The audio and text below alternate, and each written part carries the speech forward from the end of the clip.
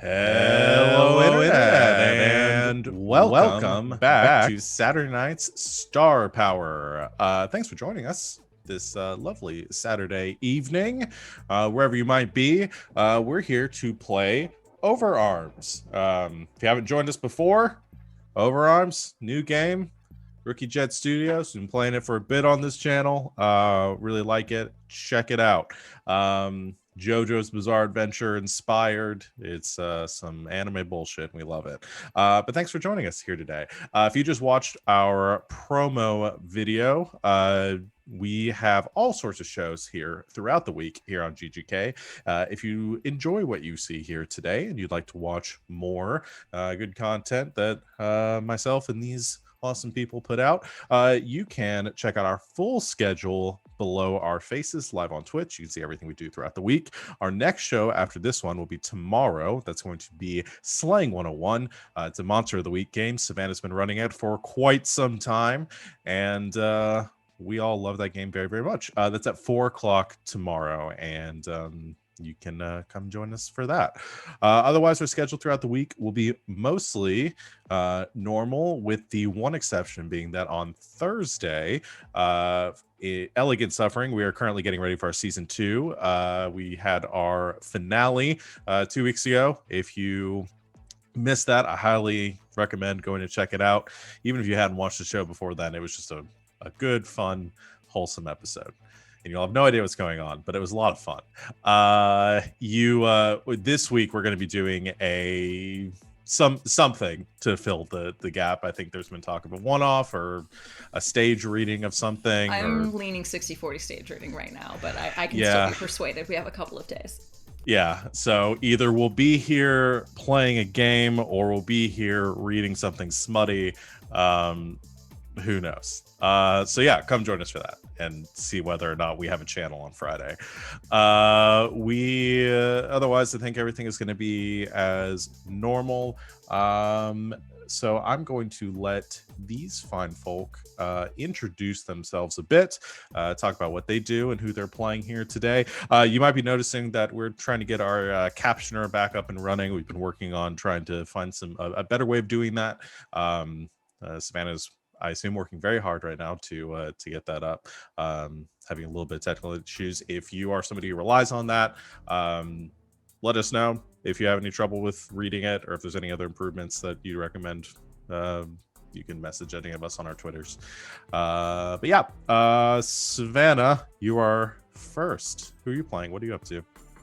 Hello. I'm up to trying to make all this computer stuff work. Hello, I'm Savvy. I'm at Savvy Seaworth on the Twitters.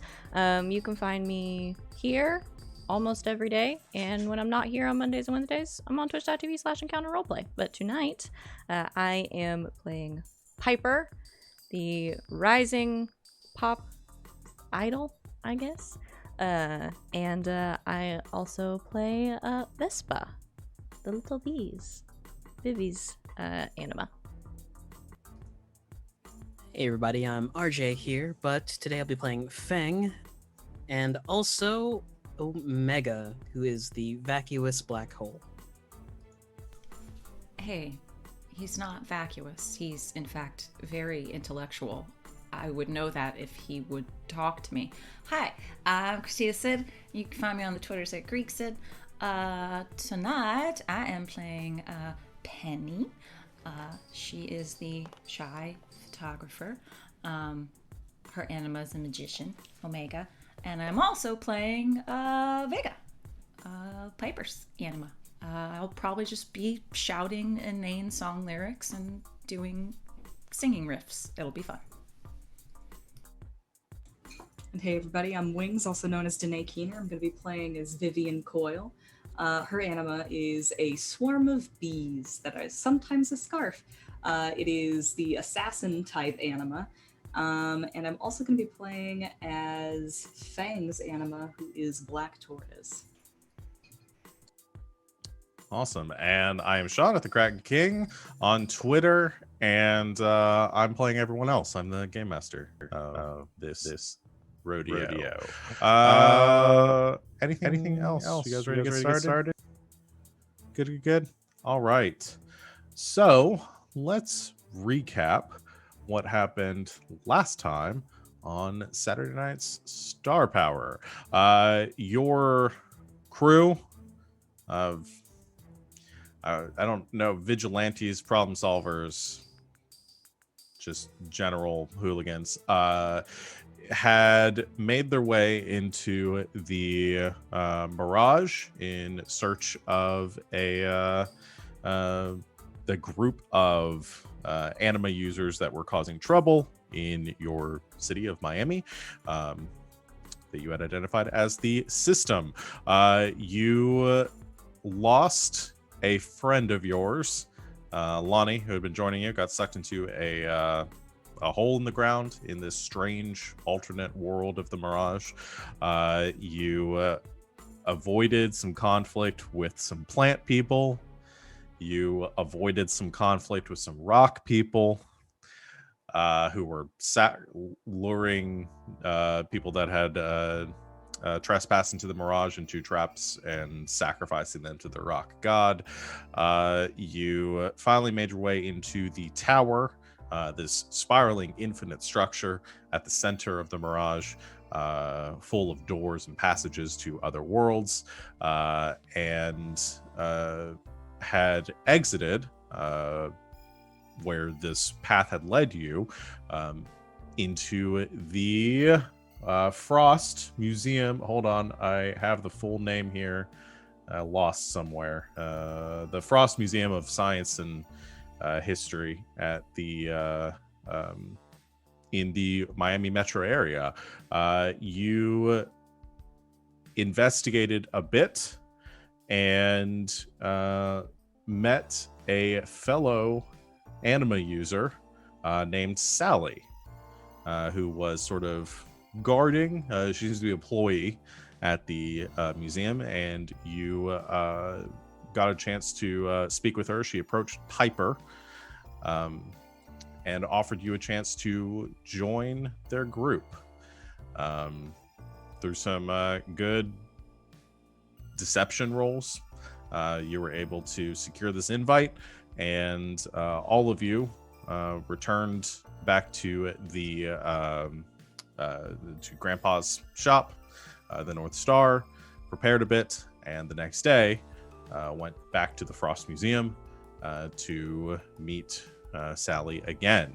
All of you were allowed inside with Piper, and as you entered the planetarium here, the rows of seats and the big star projection playing across the domed ceiling, there were 5 other people present for this meeting, 5 other members of the system. Sally, who you had met before, and her anima Mars, this large metal giant of an anima. You met Johann, a German, seeming scholarly-looking, stoic gentleman, and his anima Neptune, small, kind of boulder-looking creature. You also met 3 new people: Julius and their anima Venus, Stephanie and her anima Jupiter, and the leader of this group, the leader of the system, David Constantine, and his anima Sol Invictus, which glowed brightly like the sun, a powerful display as he welcomed you to the system. And that is where we pick up here today. All of you present here with Piper, who's just been offered this invite, and Constantine standing at the center of the room, says the words, "Well, all right. Now that introductions are out of the way, I suppose we should get on to business, initiating our new guests." And you see Johann raise their hand, and Constantine, or David, turns his attention towards Johann. Says, "Oh, yes, Johann, what is it?" Johann says, "Yeah, where's the others, the other 3? Why are they not here? And David says, oh, right. They are on assignment. Claudia had her first mission, and I sent Delilah along with her to maintain, make sure she didn't get too distracted. And, well, Will should be around somewhere. I figured at his age I wasn't going to make him come to this meeting. Delilah should be back fairly soon, though. So, anyway, no matter, they're aware, and I will apprise them of the situation. The rest of you are newcomers. Introductions. I believe we know some of you. Piper, yes. And your anima's abilities. You use them quite publicly, so it is not news to us. However, the rest of you, I don't know. Names and abilities, if you don't mind. It helps us to better understand who we're working with.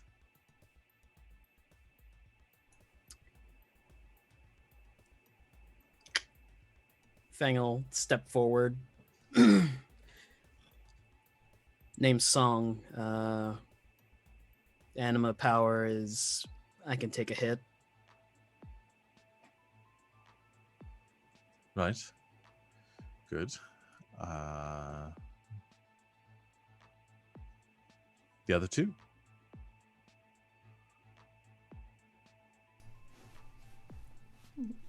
Looks to Vivi. Vivi looks to Penny. No need to be shy. Sorry. She has bees. Right. The antenna. Certainly. And your name? Helen. Helen. Okay.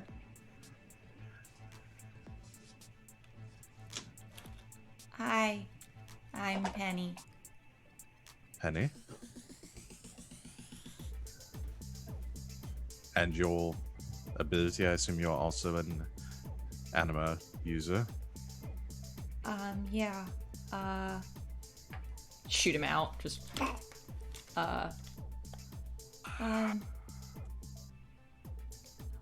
What he does right now is, he makes things that happened a little bit ago, like, not happen anymore, but then they happen later. So... He almost time fell manipulation. Points to Feng. He almost fell to his death, and then I made it so he didn't fall to his death. But then he almost fell to his death again later, but then I stopped that too.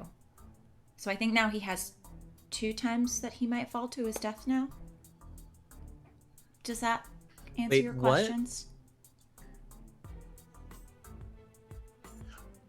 Interesting. Yes, that answers them nicely. You see him kind of give a look over to Johan, who exchanges the curious glance and says, right, so Piper, seems like you have 3 capable users as your acquaintances. Oh, I don't acquaint suppose this myself is- with people who aren't useful or capable. Good. We have that in common. And as speaking of that, as part of joining the system, there's a certain expectation. I'm sure that Sally has explained a bit of that. I provide resources, both financial and otherwise, to our members in any way that they need to accomplish whatever goals they might need. Your wish is my command. However, I do require some amount of compensation in return. Quid pro quo. So, to join our group, I'm going to need to give you a job to confirm your commitment. Does that seem fair? Sure. All right. Well, I have an item that I need you to acquire for me. And he pulls out a small pocketbook from his jacket and looks over it and says, "Right, this will do." And he pulls out a small photo from amidst the pages of his pocketbook, and he steps forward, and he's quite a bit taller than you, Piper. Looking down, he, with a smile and kind of a genial nature to him, he hands you the small photograph. And in this photograph, you see an item, a little like relic, essentially, that is displayed on it. Looks like a scroll. It seems to be on display almost like in a museum or something, and it has some text on it in a language that you probably can't read, but it looks like Arabic. And it has a very distinct sort of monogram or icon at the center of the page. The text is written in a very red or dark red ink. He says, "This item." Yes. Sorry, my sound just totally cut out. Oh, Oh, it's back. good. Can you say that again, please? So he hands you the photo with this picture of the scroll, whatever it might be on it it. looks like Arabic. Yeah, looks like Arabic. Arabic. Looks like Arabic. Looks like Arabic on it. It's a symbol on it as well. Some sort of runic glyph with some red, the writing around it in Arabic in some sort of red font. And he hands you the photo and says, "I need you to acquire this for me." Okay. What is it? That's for you to find out. Is this like Like I some said. Dungeons and Dragons thing? No, I'll show you. It's quite Because I'm not that good at math. Right. No. It shouldn't be much math involved. Just research, and to see how resourceful you are. So, determine the nature of this object, find it, bring it back to me. Okay. Can we keep the picture? Yes. That is yours. Any other questions? Did you take the picture? No, I did not. Who took the picture? An associate. When? Several months ago. Can I see it? Inquisitive one. I like He's pictures. really interested in photos. Well, that should help you. This is your only clue that I will provide. The rest is up to you. Sally will be think of her as a mentor for this assignment. You can go to her with any questions. You see Sally kind of perk up, and she kind of goes, "Are you sure?" He says, "Yes, I'm sure you have it. You've been working with us for some time. You can handle this." So she'll be your point of contact once you've acquired the object. Speak with her, and we'll arrange next. Well, you can join us for our next meeting. Sounds great. All right. Well, I suppose that they can handle any other questions. They should be. And you see him sort of turn around, and almost at that same moment, as if on cue, you watch as in the air behind him, about 2 or 3 yards, a space seems to open up in the air itself, like a mouth opening. In fact, a mouth does open in the air, and sort of unfolding around it, you see this orb-like object about like a meter tall, that is covered in these sort of pulsating mouths that cause this like fleshy surface that seem to grow and shrink inside this yawning mouth that seems to open around the front, forming this almost like portal in the air. And stepping out through it, you see a Middle Eastern woman, adult, with very sort of muscular physique, wearing a black tight-fitting shirt and some looks like military like fatigues as pants, and she comes stepping out with a very sort of rigid posture, and the portal closes behind her, and he says, "Right, Delilah, right on cue. Piper and crew, this is Delilah and her anima Saturn. How'd the job go?" She says. "Went fine. It's done." Good, good. Well, I'm going to be leaving now. Delilah, you know where we're going. She gives a very rigid nod, and the portal opens up again as her anima opens its mouth and forms this gaping door behind her. Yes, Feng. While they're distracted, can I use my key manipulation to get a power reading on these fools? See what we're up Interesting. against. Yeah, I'd say that. So Fang has a scouter, is what we're saying here. Like, he can kind of read like the key levels of people. It's basically like how condensed the anima is in someone. Yeah. Like, the more there is, the hotter they glow. Sure. Yeah, to spend the AP for that.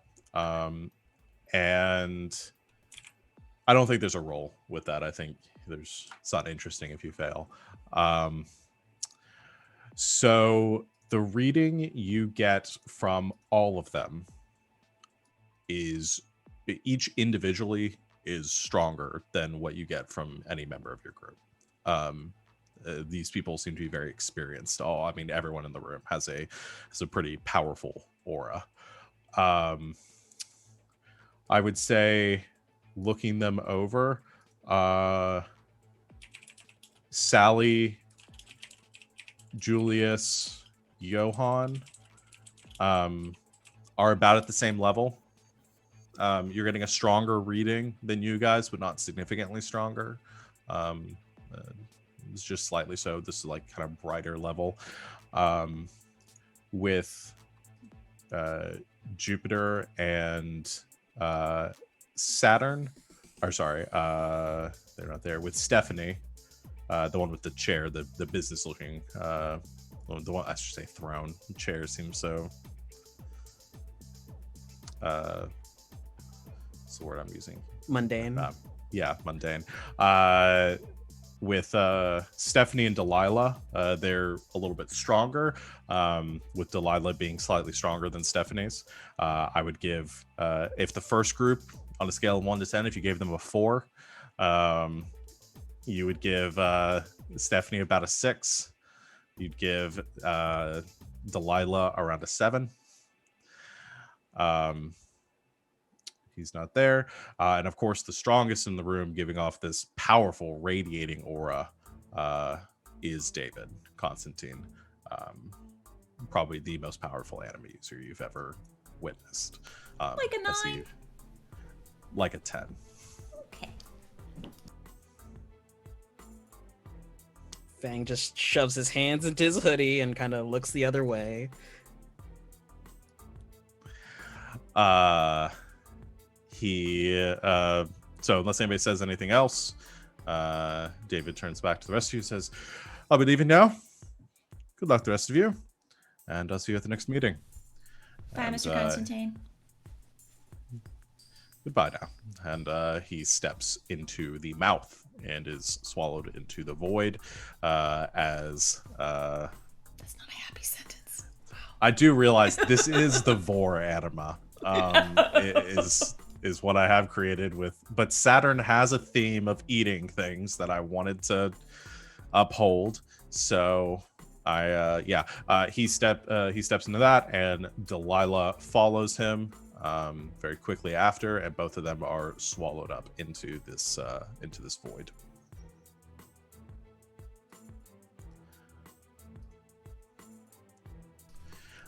So leaves the rest of you remaining with Johann, Sally, Stephanie, and Julius still in there. And Stephanie and Julius immediately get up and begin to go their separate ways, not seeming really interested in mingling. Julius kind of gives a smile as he leaves, and he says, "It was pleasant to meet all of you." Bye, Stephanie. Bye, Julius. Stephanie doesn't even respond. She begins to type away at a pager, and just very briskly walks out of the room without saying goodbye to everyone. Julius says his farewells, and he leaves as well, leaving just Johann and Sally remaining. And Sally says, "Okay, so I'll be your point of contact again. Am I really doing this, Johann?" And Johann says, "If David says so, then yes. Sorry I'll you trust got that you have it." sorry you got saddled with babysitting duty. Right. Yeah. No, it's, you know what? I'm glad. I like all of you. You all seem pretty nice. So, I'm happy to help. I haven't like done you this too, Sally. before. Thanks. Cool. And you see Johann is beginning to leave as well. She's like, "Oh, all right, bye, Johann." He says, "Just call me if you have any questions." And he leaves. Bye, Johann. Goodbye.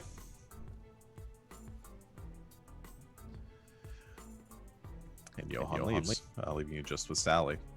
And she says, "All right, well, you have your assignment.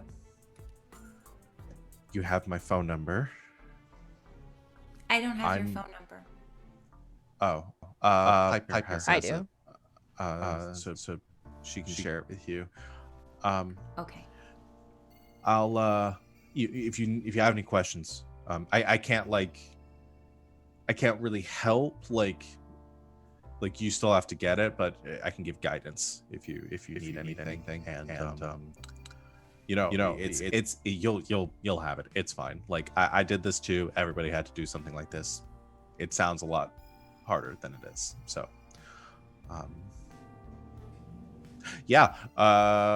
is there someplace that I guess just call me if you need anything. So I need some encyclopedias and probably the internet. Library, probably a good place to start. Yeah. Well, cool. Okay, bye, Sally. And then she just turns around with the camera Yeah. and starts walking out with everybody else. Bye, Penny. All right. So do you all leave? Mm-hmm. All right. Vivi roller skates out backwards, giving finger guns the whole way. Feng is Perfect. dragging her by the belt so she doesn't crash into anything. So what do you guys? So where do you guys talk? Because I assume we're gonna have to have some sort of conversation. Do you guys wait until you get back to the North Star, or do you want to talk in the car in the parking lot? Car in the parking lot. Okay. You guys roll up into Penny. I think you're driving the pink.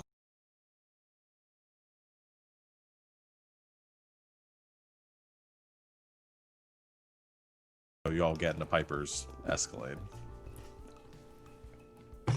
I can't go back to Grandpa's. Why not?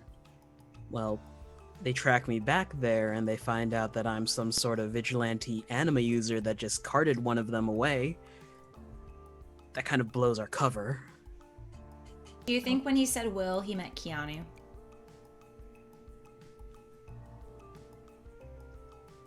I mean, he did say at his age, so I thought that meant that he was an older fella.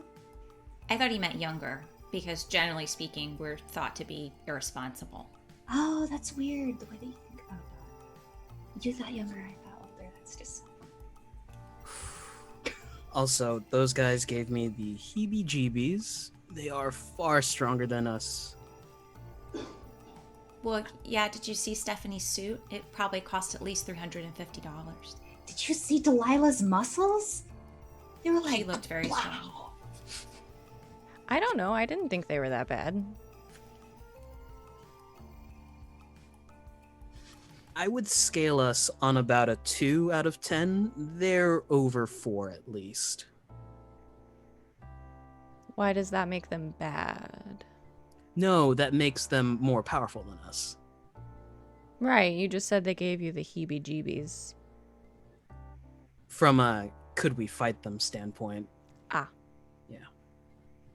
I understand. Yeah, that's kind of what this was all about. Thought this was about the picture. Vivi will like reach out to grab it. Yeah, take it. And just kind of like examine it and flip it upside down and stuff. Look at the other side. Why do you think they want this? I guess I we're don't know. supposed to find out. Let's figure out what the writing is. Okay. That might help. Library Arabic's a then? bit. What time is it?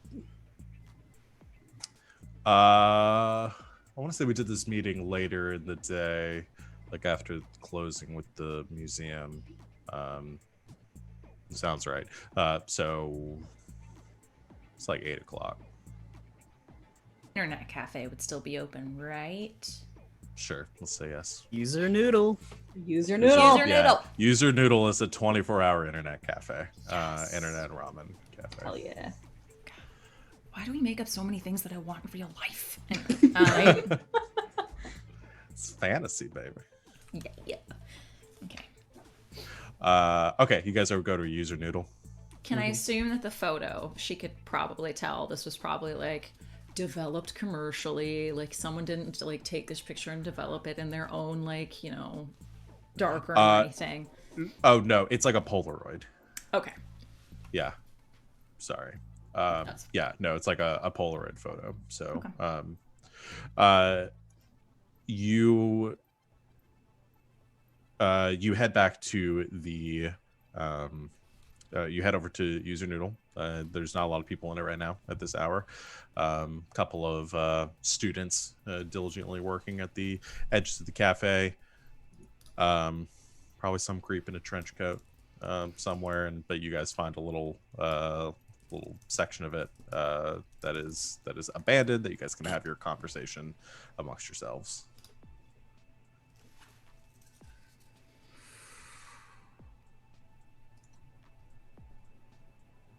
This sucks. Why? Working for the bad guys. They Who just don't says- seem that bad to me. Who says we're working for them? Yeah, the whole point was to fake work for them. But seriously, they don't seem that bad to me. Didn't Keanu say that they want to kill all the normal people?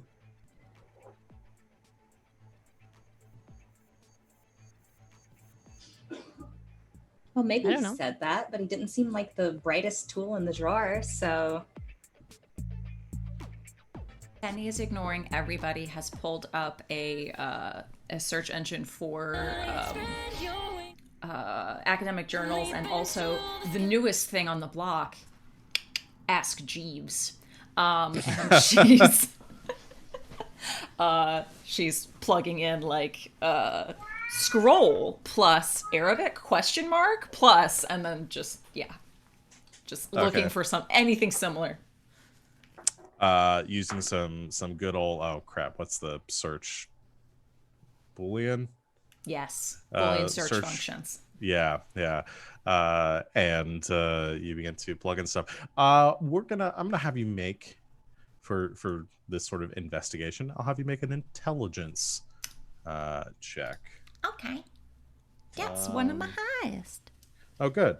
It's a little difficult. This is gonna be around a 6. Okay. And I guess if you want to just say you're just doing it on your own accord, unless you want to figure out a way to use Omega for this, but Maybe one day I can figure out a way to use them in the internet, but not right now. Okay. sure. That would be a 12. That's a good way to start out the day. Yeah. That's a So, very good way to start out the that's day. a 12. Yeah. Nice. Okay.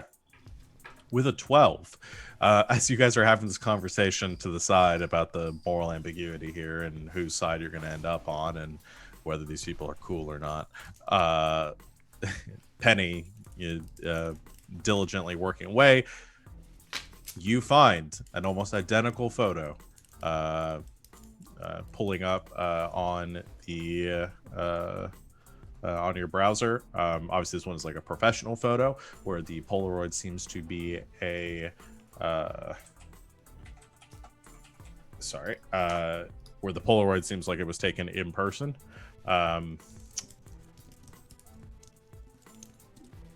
You find a listing at an auction house.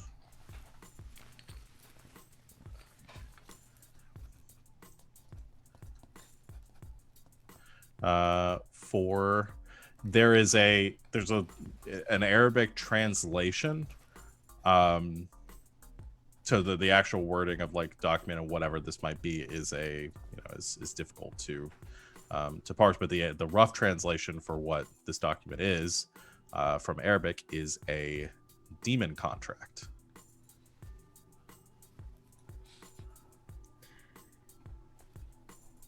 I imagine everyone's talking and Feng just goes, well, excuse me for being a stick in the mud. I'm just going to remain skeptical about this. You don't It's called a seriously- demon contract. Yeah, you don't seriously think demons are real. He manifests Tortoise, thumbs up to her. And Black Tortoise, how do you appreciate being called a demon? I resent that remark. I thought so.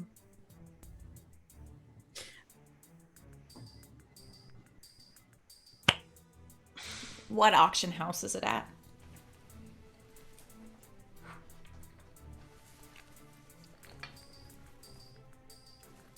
You're muted, fam.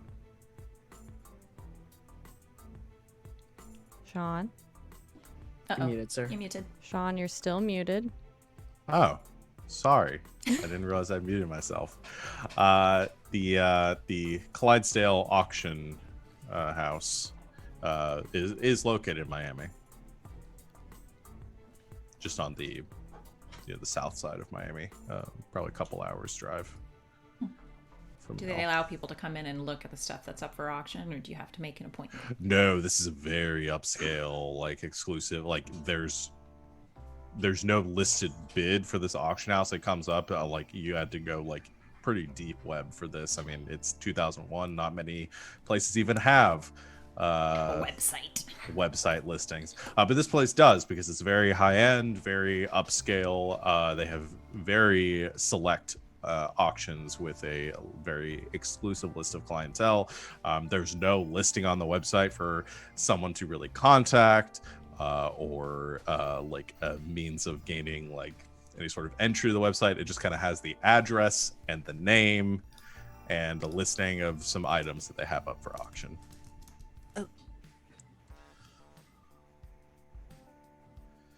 Penny, how exactly are you accessing the site?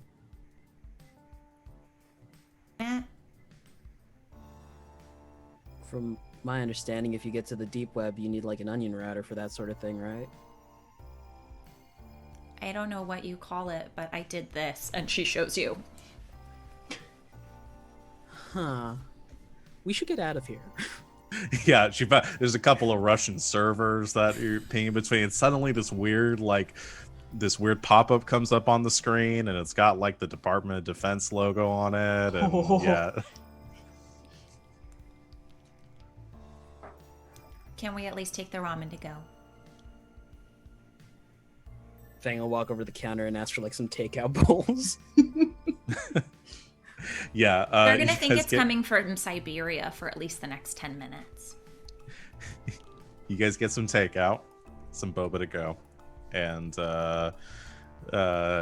you leave the restaurant. As you're heading across the parking lot to Piper's car, a black sedan pulls up outside User Noodle, but you don't see who gets out of it.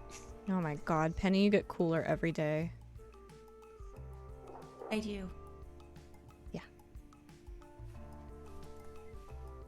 Okay. I think we probably have to drive to Clydesdale. But this seems like a very upscale sort of place, so we might need an appointment. Good thing I'm a very upscale sort of girl. Black tie, is it? Do you own a tux? I mean, back at my parents' house. Does it fit you? They've only been gone for like 5 months. Yes, it fits me. Okay. My dad made me buy a black velvet dress for upscale occasions for photography so that you fade into the background and no one notices you. I'm sure you love that. I really do, actually. Vivi pops open a laptop, pulls down her headset. All right, I'll see what I can do about setting up an appointment. This place seems pretty upscale, even for you, Piper. Yeah, it's fine. I'm sure we can handle it. Am I able to book an appointment? Okay.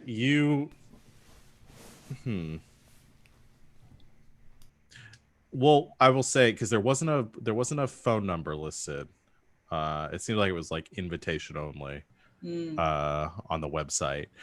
So I'll either say this: you can spend some time looking for a phone, because you imagine the business probably has some sort of phone number listed, and you can do some research into that if you want to go that avenue to make a phone call to book the appointment, or you guys can show up and try to negotiate your way in. But you want to try to make a phone call. Mm-hmm. Okay. Yeah, you take a little bit of time, but you have the address, and you're able to narrow that down in the yellow pages, and eventually pull up a phone number. You give them a call, and a young woman answers the phone, and she just says, "Clydesdale." Oh, God. Okay. I have phone anxiety, so I can do this. All right. Vivi doesn't, though, so... Hello there, Vivian Coyle for Piper. You may have heard of her. We're looking to get an invitation. I'm sorry. You say Piper, Yes, the Piper. like the pop star? Mm-hmm.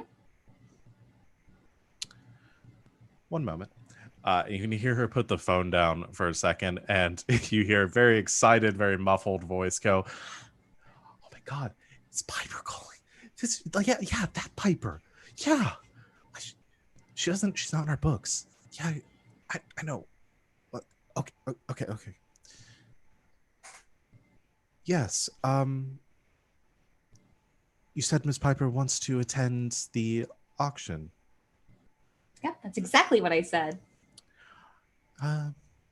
Well, we have had a couple of cancellations. I may be able to squeeze her in, but typically we have a very limited. She's not really our typical client.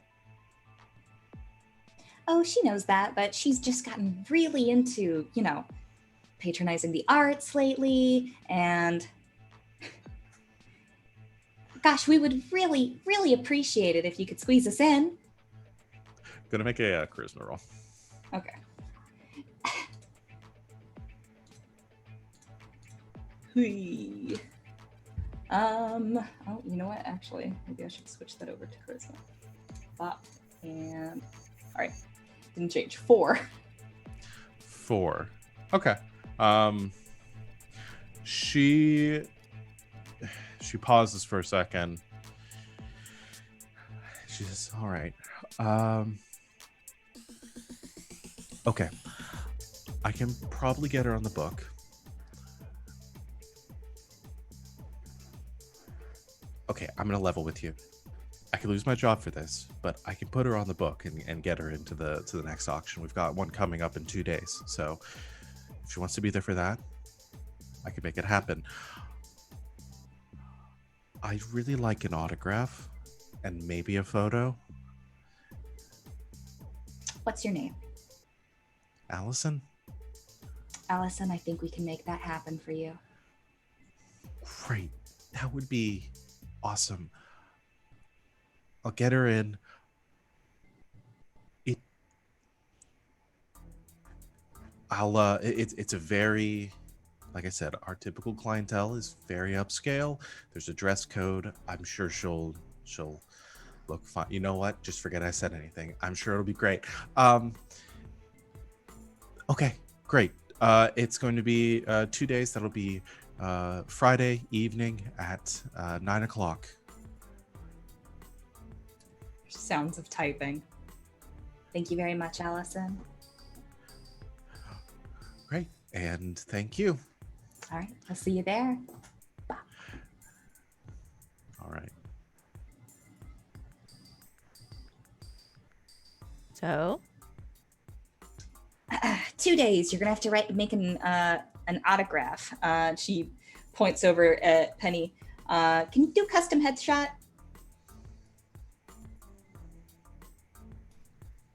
Yeah. We're really gonna have to make it up to her. Who's it for? Allison could lose her job over this.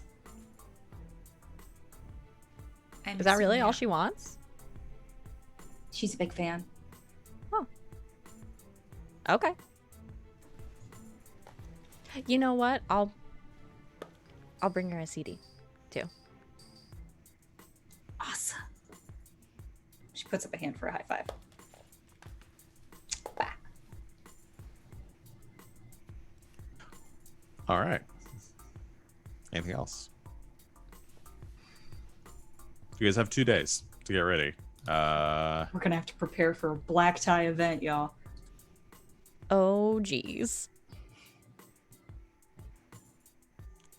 So, what do you guys do to prepare? Feng will go back to his parents' apartment and pick up his suit. Okay. You're avoiding going back to the North Star for the next... the time being, yeah. Okay. All right. So yeah, you go to pick up your suit from your parents' apartment. How nice is this suit that Feng has? Or is it like a... No, I would think because his parents are always away, they're like not quite renowned, but they're pretty up there architects. So he does go to like their award ceremonies and stuff. So it's a very nice black suit and tie. Okay. Peak lapels. Hell yeah. All right. So yeah, you pick up yours. What's everybody else wearing or doing? I'll post the picture in the Discord. But yeah, she goes with her father's a professional photographer, so he does several upscale events, and so he purchased her a dress that she can wear. It's not super flashy, but it's appropriate for the event. Because she also assumes that she is going as Piper's photographer, so she probably shouldn't look too flashy anyway. Vivi is likewise unflashy. However, she will just wear a nice pantsuit. Okay. So that just leaves Piper. Something like not flashy, subdued. I was debating like 3 different things in my head. She wants to be able to move around. I think Piper also wears a pantsuit with the very like sort of low cut shirt in the front, and it's pink. like a roll sparkly like silver belt and real tall shoes. Okay. All right. You and so any other preparations that you guys want to do? You have your wardrobes picked out. Any other preparations that you guys want to do between now and then? I would have asked Vivi to like try and update Grandpa on what's happening. Skate by the shops and to be in. Essentially, yeah. I guess that's what she'll do. Okay. So you swing by the shop to give an update, or you send a bee, or Yeah, she goes outside the shop and then like stops and pretends to like have a shoelace loose, and like, you know, screw around with her shoes, like, oh my gosh, shoes are so hard, and send a bee in to go and tell Grandpa what's going on. Okay. All right. Yeah. I think the bee just comes back. Mr. Grandpa. Oh yeah. Oh, okay. Yeah, we can play this out. So you head in. Oh, we're Vespa gonna play heads the whole inside. thing out. Okay. Nope, we're gonna play it out. You head inside and you Mr. find... Grandpa. What? Mr. Grandpa. Oh, you're We are up here. Yeah. Hey, and Grandpa is just sitting in his chair upstairs, watching TV. It's morning. It's just the news broadcast. It's his soap. Days of Our Lives. And he mutes it, and oh, you're one of what do you want? We have news and a plan. Okay. Auction in 2 days. We're looking for a demon scroll. Yes. I'm sorry. A demon scroll? Yes. And why are you looking for a demon scroll? For the bad guys are also looking for a demon scroll.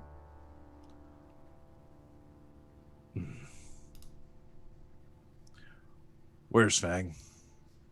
Not here. Tell that boy to call me.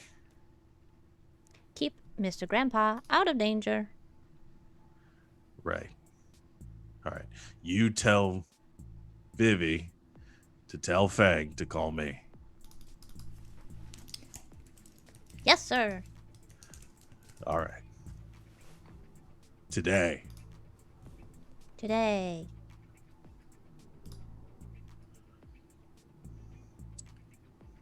That's it. You can go. Be like Days of Our Lives. Well, you can watch it somewhere else. Okay. Goodbye, Mr. Grandpa. And you go zooming back downstairs. It's so adorable. So what was happening on Days of Our Lives? Mr. Grandpa wouldn't let me stay. Ah, darn it. We gotta get out of here.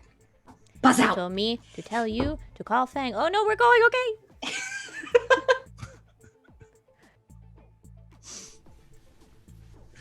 All right. Do you... Oh, yeah. Penny would like to call her mom, who works for the University of Miami, Okay. and ask if she has any colleagues that work in Middle Eastern studies, anything like that. Okay. Couple of questions to set up this NPC. So your mother is what does she teach? She's a professor of psychology. Okay. How is she, how's her personality in relation to Penny's? She's very straightforward, but she also, I think, understands Penny, at least at an intellectual level, of that she just has to play herself out sometimes, and is gently brings her back to the point of something, but also finds her endearing. Obviously, she's her daughter. So. Okay. All right. So Recently you divorced from her dad. oh, okay, Amicably. gotcha. Okay. You give your mother a call. She picks up. She probably not caller ID. So she just says, "Oh wait, what's your last name? What's her last name?" Horologium. Yeah. Thank you for that one. It's the only place that I could put the actual constellation. Sorry. Yeah. Dr. Horologium. Hi, Mom. It's me. Oh, Penny. What can I do for you, sweetheart? Do you know anybody that works in ancient Arabic? Wow. It's Not for exclusively, a project. I have some colleagues in the history department.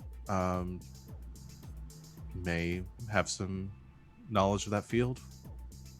So for project, Yeah. like photography. It's some of my genets. Oh, okay. Yeah, I may be able to reach out to my colleagues. What do you need? What's the question? I have an ancient piece of text, and I was wondering if they could look at it and tell me what they think it means. Oh, you have a photo or something? Uh-huh. Okay.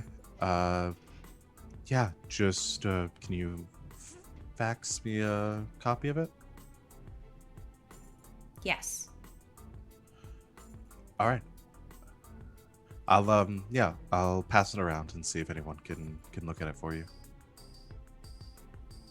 Can you only give it to people that you trust? Well, I trust most of my colleagues. Will you tell them that they can't pass it around? I don't want anyone stealing the idea for our project. I'm It's sure a they're not. really good one. I'm sure they're not going to steal the idea for your. It's China important, project. Mom. Okay. Yes, sweetheart. I will make sure that they. I'll keep the copy for myself. Thank you, Mom. All right. I'll call you back once I get an answer. So just send over the fax and I'll pass it around. Thank you. Okay. How are your classes going, by the way? They're really good. Good. And Dad says I can set up my own dark room soon. Good. Well, let me know if you need anything else, okay? And make sure you're eating. I know you forget sometimes when you're getting work mode, so. I forgot to eat today, thank you. Yeah, do that. Okay. Okay, I love you, Mom. Bye. All right, love you. Bye. She hangs up.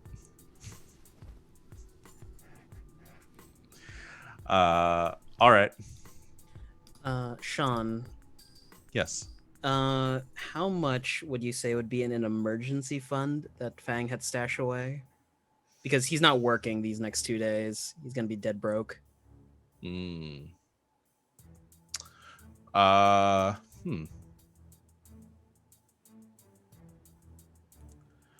So you want to say that Feng had stashed up a little bit of money that, like, prior to this, that they Yeah, because he would have been moving back and forth between his parents' house and his grandpa's shop. It's middle class is his passive income. Yeah. How much is that in 20 G's. 20 G's?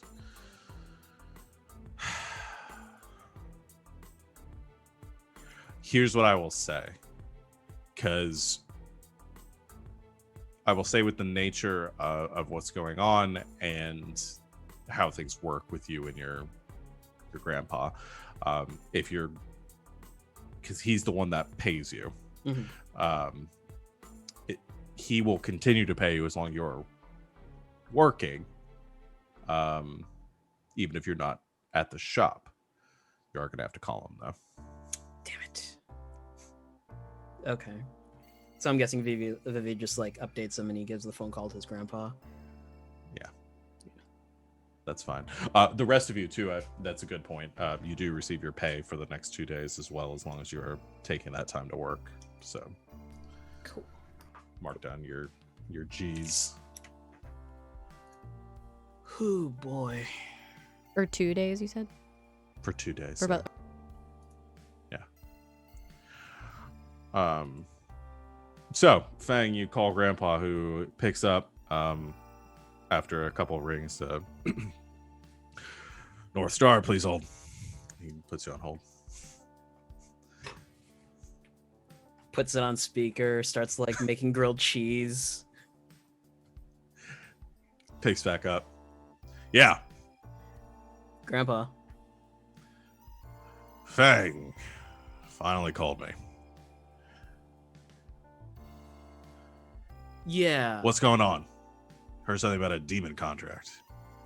I thought Vivi would have updated you, but we've gotten in with these guys. She sent one of her bees in here. I can barely understand those things when they talk. Yeah, we've gotten in with our perpetrators and we're doing a job for them, I guess.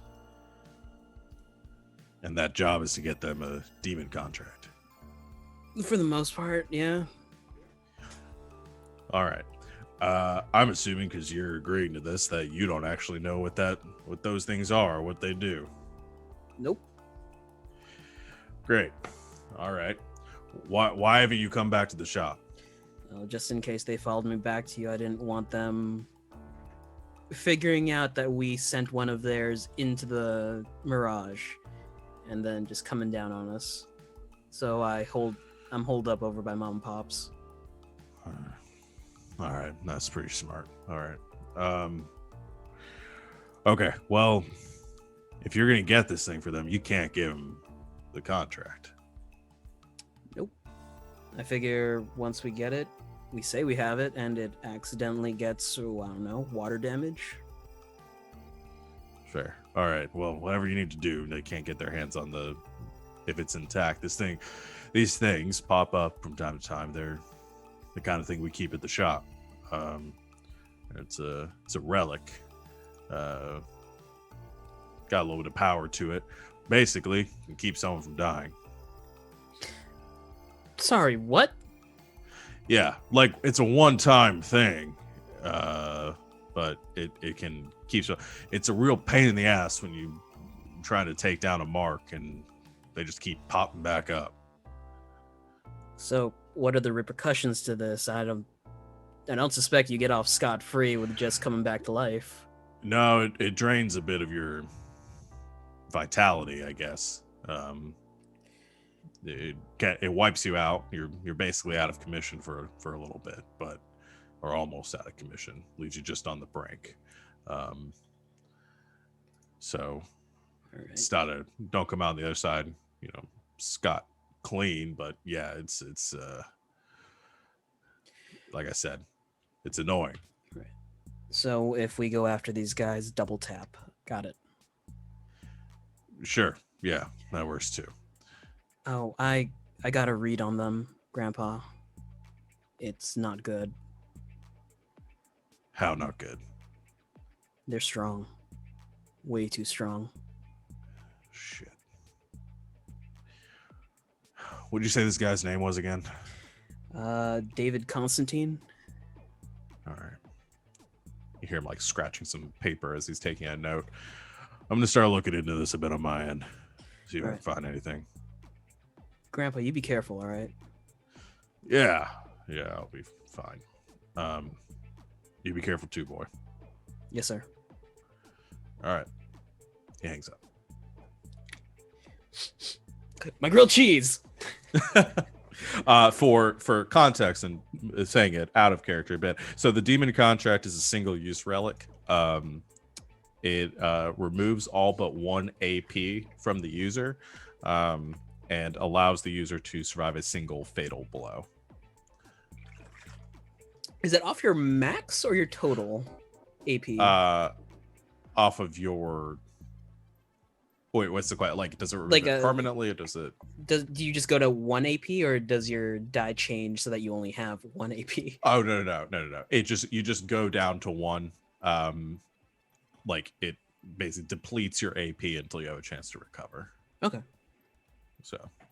Woof. Yeah. But it's pretty rare. There aren't a lot of them, but they are made. And if you asked Grandpa anymore about it, and we don't have to like role play that all out, like they're not, they're seen before. Based on what he said, like he's encountered these before. They're the kind of thing he'd store in a shop. It's usually made through anima powers. Nobody really knows how a lot of these relics are made. They're usually just acquired and sold from one person to person until someone finally uses them. But it's usually assumed that they're used to whatever the psychic creations and the whatever somebody has anima powers can usually create those sorts of things. Demon obviously being some sort of rough translation of like what an anima is. So yeah, you have that information now. Any other research or prep work you guys want to do? How are we gonna get it? Do you think you can just like buy it paper? I don't know. I mean, I like to think so. I have no idea how much something like that would cost.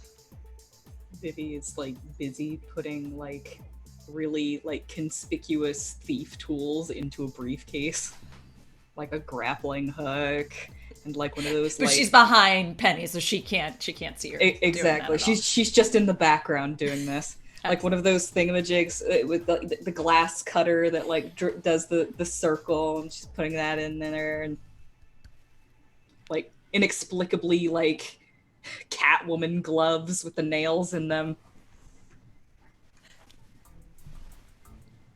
But what if someone outbids us?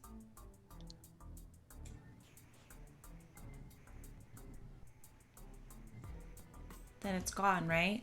And then we failed. I mean, we could take it. Lockpicks. We don't have to roller skates. We don't have to actually all stay at the auction. I mean, we can go in together. I will obviously be a distraction. Maybe you guys can just go take it. Okay. So we should make a plan to steal. I mean, I think Oversized Vivi's suction cups. already sort of doing that. Fuzzy pink handcuffs. Are those like grandpa's? I thought they'd be useful.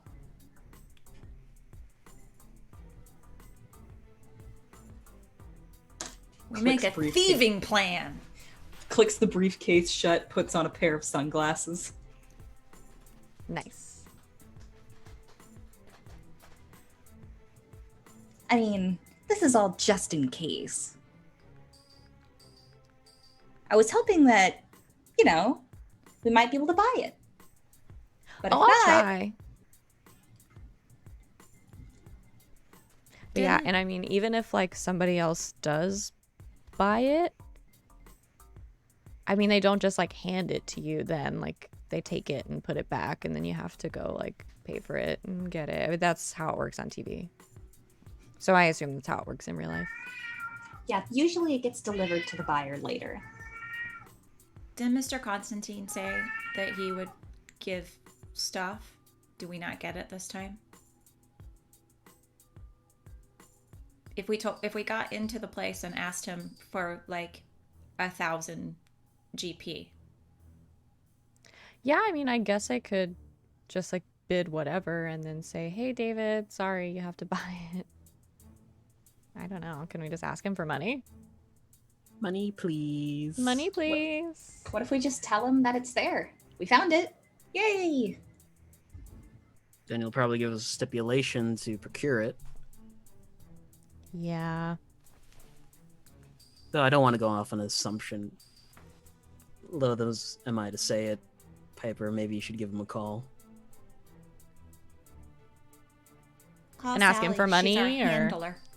Oh, I could call Sally. Yeah, update Sally on what we know. Yeah, we know it's there at the auction house. Yeah, I mean, I guess we run the risk of them just going to get it. I assumed we were making this whole plan because we weren't gonna give it to him. Yeah, Right. but it'd be kind of funny to get him out of a couple of 1,000 G. Well, if someone call took the Sally. picture of it, then they already know where it is. I had the feeling that this was like a practicum, like a test that you have to like go out and do, and then show your work. Ah, yep. Grandpa loves his practicums. So I they think already you- know where it is. Are you guys making that word up? A practicum? I don't think you're saying it right. Practicum. Practical? Practicum. I don't think that's right. She will take out a pocket dictionary. A practicum. Oh. Practical section of a course of study. Yeah, I don't really do those. I have 3 coming up. Great. Am I calling Sally? Or... She likes you best, yeah. Aw. Okay. I'll call Sally. All right. You give Sally a call on her cell phone. She picks up. Hello? Hey, Sally, it's Piper. Oh, hey, hold on one moment. And you see her, mute the phone for a second. She walks somewhere else, away from the front desk of the museum, picks up somewhere quieter. Hey, sorry, I'm working. What's up? Oh, sorry. How are you? I'm good. How about you? How's the job going? Good. So I have an update and a question. Okay, I found the thing. good. That was quick. Yeah. It's up for auction. All right. So should I just buy it? Because that's probably really expensive, right? I mean, you are free to use whatever means to get it that you want. Do those include means that Mr. Constantine, I don't know if we're on a first name basis yet, would give us, or nah? So when you finish this and you're sort of in, later on for future jobs, he'll provide funds for things like that if you need them. Okay, but not this one. Not this one, really, because it's kind of up to you to see how much you're willing to commit to doing something like this. So either financially or, risk-wise. So stealing is fine. Yes, yeah, that's fine too. Oh, okay, great. Thanks, Sally. All right, just let me know when you have it. Okay, call you later. Bye. Okay, good talking to you. All right, bye. No money. Great. Smash and grab? I mean, probably don't smash it. Grab? Vivi's in the middle of putting a hammer in her bag and she just takes it back out and puts it away.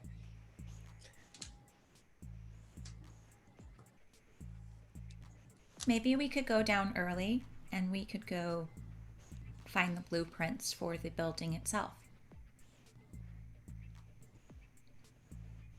That way we know where to break into.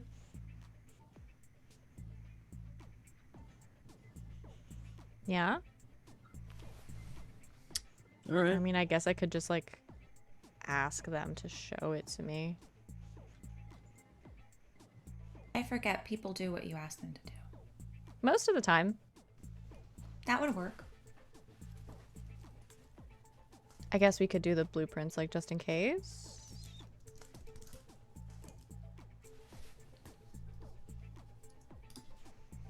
My mom just took me to see this really cool movie. It just came out. It's called Ocean's 11.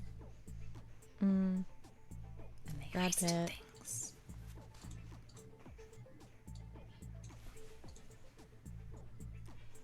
So they had like blueprints and they completely recreated something so that they could use it as practice. Do you think we have time to completely recreate the entire building?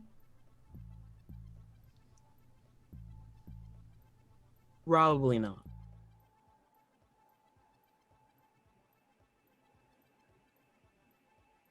Oh, and I asked my mom to maybe ask one of her colleagues who could read ancient Arabic if they could decipher what the script says. Oh. People BT do that? dubs. I guess so, if you know ancient Arabic. Why would I you don't, know that? I don't know ancient Arabic. So you can teach it to other people, I guess? Because there's lots of old stuff that's written in it. And you might want to know what it says. Like the scroll, because it's written in ancient Arabic, but I already said that. I'm sorry. Sure. Grandpa updated me on what this scroll is. It is an anima artifact that, once used, basically brings you back to life. So that's fun. But I can already do that. Right. But in the hands of someone who can't do that. Oh.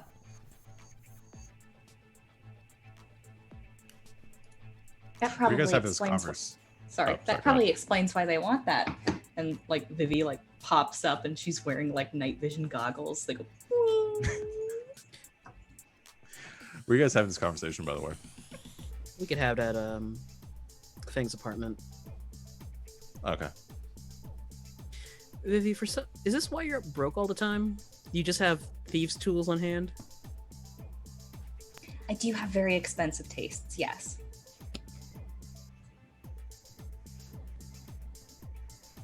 Do I pay you?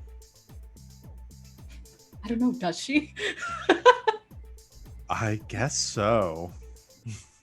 I mean, she doesn't pay you directly. I think you sort of pay yourself from her funds. I am on your payroll. Yes. Okay, good. And you handle that, right? I do also handle your payroll. Yes. Good. I feel like there's a conflict of interest here. I trust Vivi. I mean, she's still in the poverty square, so I guess she's being fair. Maybe she's underpaying herself. Oh God, Vivi. Vivi might Vivi. be undercutting herself a little bit, considering that she's essentially Piper's like assistant. There You might be should everything. probably give yourself a raise. You So, can like, do that, 50 right? cents? Is that a lot? I don't know. Sure. $10. What could it cost? $10. She hasn't gone to her accounting class yet. As you guys are having this conversation at Feng's apartment, which you said your parents are, well, so I imagine this is like It's like an upscale like a- condo, basically. like fifth floor condo, like not all the way, like out of the way, kind of spacious, near the beach. Yeah, I like that. You guys are having this conversation. I want to say there's like a balcony. Mm-hmm. And as you guys are talking out there and having lunch or whatever, a seagull comes flying down into Fang's face, sending him stumbling backwards and falling over the railing. Oh no, Vega, grab him! No, not you this time. Vega, grab him!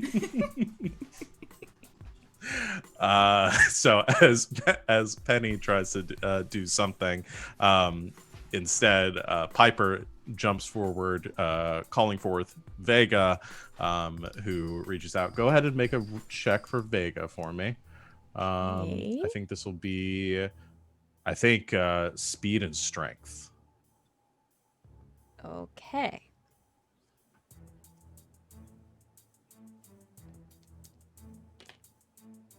Nine.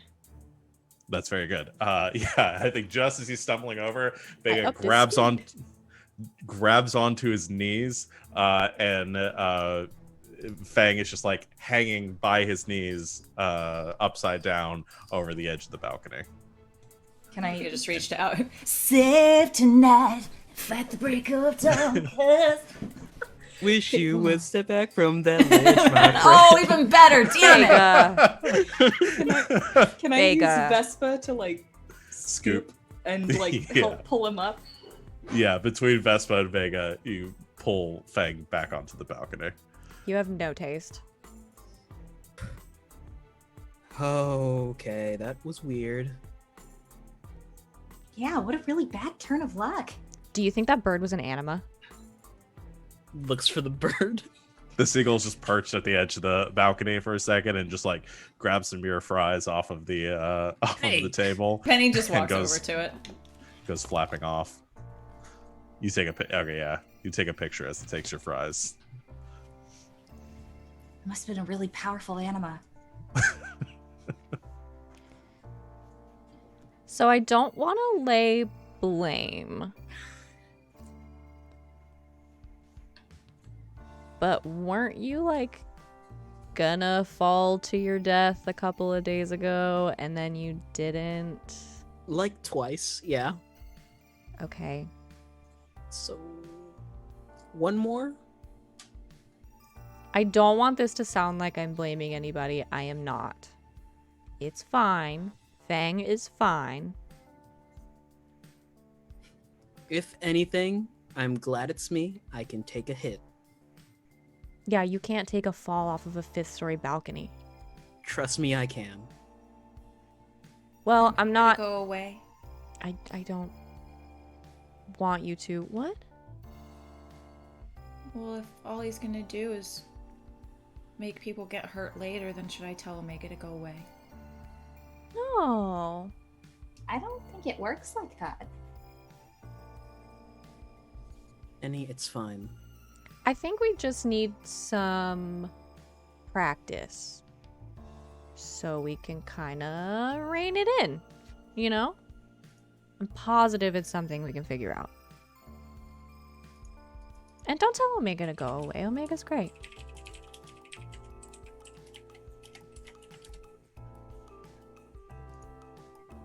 Are you okay?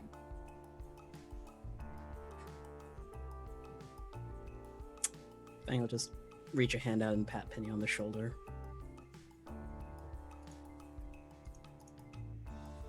It's fine. Growing pains. We all had them.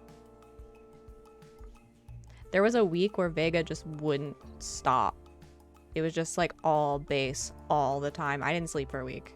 It's not funny. It's still not funny.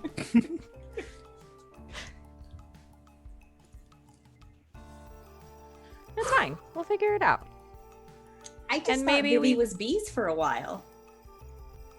I imagine that was really scary. Oh, I'm sorry, Vespa. I'm Vivi. God. Be our Vivi too. Be our become Vivi. Be our legion. Oh, girls. I mean, Tortoise and I butt heads all the time. Yeah, you do that on purpose though. What? No. It No. makes his head stronger. Thank you, Tortoise. My mom says that's an antagonistic relationship. Fang's real anima is his attitude. Maybe we'll just eat lunch inside. Yep. It's Grab fine. his I don't need to plate. get sunburned anyway. Feng goes to grab his plate. A second seagull swoops. No.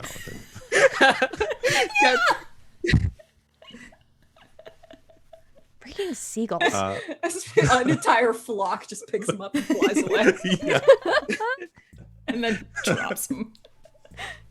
Yeah, since a swarm of bees is an anima, a flock of seagulls is definitely going to be an anima at some point. Has to be. The guy who has it has to have like the flock of seagulls haircut, you know? Yeah. If only I was doing rock bands as my. I was about to say. Anyway, so before we take our break, this is how Omega is gonna work for the future. So it can be clear is that Omega can stop something. It's gonna happen again later. If Omega continues to stop it, it's gonna get worse and worse the more times they stop it. If somebody else steps in later on and stops it, or you guys avoid it through some other means, it'll cancel out whatever was gonna happen. So Feng is safe now. Final Destination style. Yeah. Feng is Final Destination incarnate. So anyway, yeah, that's the monkey's paw I have added to their ability. But yeah, we're gonna go ahead and take our break now, though, because it's about that time. So everyone in the chat, thanks for hanging out. We will be back very soon to pick up for the second half of our session. And yeah, so stick with us, and we will see you all in a minute. And welcome back, Internet. Thanks for hanging out with us on our break. Let's get back into the game. So, where we left off, your group was doing a bit of prep work for potentially robbing, I think assumed robbing, this auction house right now to get this demon contract. Wow, this did turn into a D&D session. All right. So, any other prep work you guys need to do before you meet up on the day of the auction? I have a question about the day of. Yes. So, if there's anything else we could do before then. Nope. I tried to knock Feng off a building. That's all I wanted to do. So Are we going to try to get the blueprints? Oh, good question. Of the auction house? I ask because this is not a thing Piper is capable of doing. I mean, city records should be open to the public, right? Mm-hmm. Is that a Yeah. thing? Yeah. I mean, it's time consuming, but you can do this. So, yeah, you guys can spend some time to go and get the blueprints. We can speed over that. We don't need to role play all that out. We take some time the day before to head down to the local the county clerk's office and get some get the records of the building records that were filed when it was constructed. So you have the reports and the blueprints that you need to give you a rough idea of what the interior of the building should look like. Do I hear back from my mom and or one of her colleagues? Oh, yeah, good question. Yeah, I think the day before, maybe in the evening, you get a call at your apartment. And it's your mom on the other end, in the line. She says, Horologium residence. Penny, it's Mom. Hey, Mom. Hey, what are you up to? I was doing some homework. Good. Well, I passed the photo around that you sent over. It looked like a Polaroid. Where did you get that from? From one of my classmates. Okay. Well, I spoke to a doctor in the history department, one of my colleagues, and he was very interested in the document. He did say from what he could make out, the scroll, was able to translate it. Said it maybe had some mythological sort of significance. I guess I don't. It's not my. This isn't my area, so I only have the notes that he gave me. You know, I can She's send nodding on over. the phone as if her mom can see her. I can fax over what he sent, or I'll forward you the email. How about that? Okay. He was very interested in it, though. Said that if there's a museum that is on display or wherever you found this, that he would like a chance to find it. So just asked if you could provide the address or contact information. I'll have to ask my classmate, David. Okay.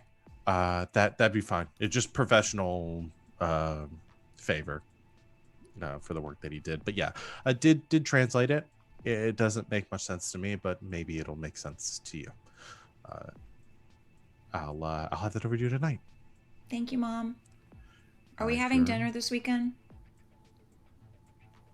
Yeah. Same place, same time. Mm-hmm. I'll see you there. Okay. Bye. Okay, love you. Bye. And she hangs up. A little bit later, you do get an email forwarded to you from the account of a Doctor. Let me get this fool's name. A Dr. Wilcox. I don't think I've used that name. Who tells you, or basically, it goes through the translation as he was able to translate it. And yeah, it's written in sort of prose. It goes into like a lot of like offering one's being into the manifestation of some malevolent spirit that inhabits them, and for the preservation of their life, and yeah, it just goes on to that, on and on like that for a bit. Nothing you didn't entirely expect, but it is very old, and the notes that go along with it. The doctor details that it's that this is an interesting find, and like the email to your mother, that he hasn't seen a lot of this like this language and this time period and all that, maybe signifies or insinuates some sort of religious cult or other subsect that had been developed, in some sort of ideology that he is not entirely familiar with and would like to research more, and perhaps it could benefit the field. So he would like the opportunity to inspect the document further. How old is it? Did he give a time period at all? He said, without being able to inspect the document physically, to date the actual like papyrus or paper that it is written on. Can't give an exact date, but given the language and the writing itself, he would estimate roughly 1500 to 2000 years. That's a long time ago. Yeah. Cool. Penny will email back very briefly that it's something that she got from a classmate, and she will ask them if they know where this is.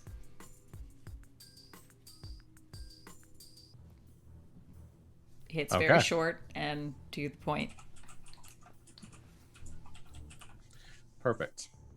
So you have that evening before,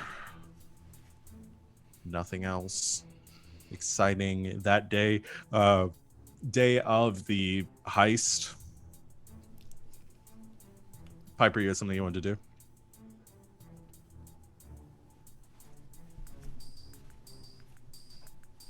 Are we all getting ready together? Mhm. Like getting ready. Okay. Sure. Where are we Thanks, I getting could ready? Meet up with y'all at the place, if anything. Okay. Piper invites everybody over to her apartment to get ready. Wait. Like it's prom.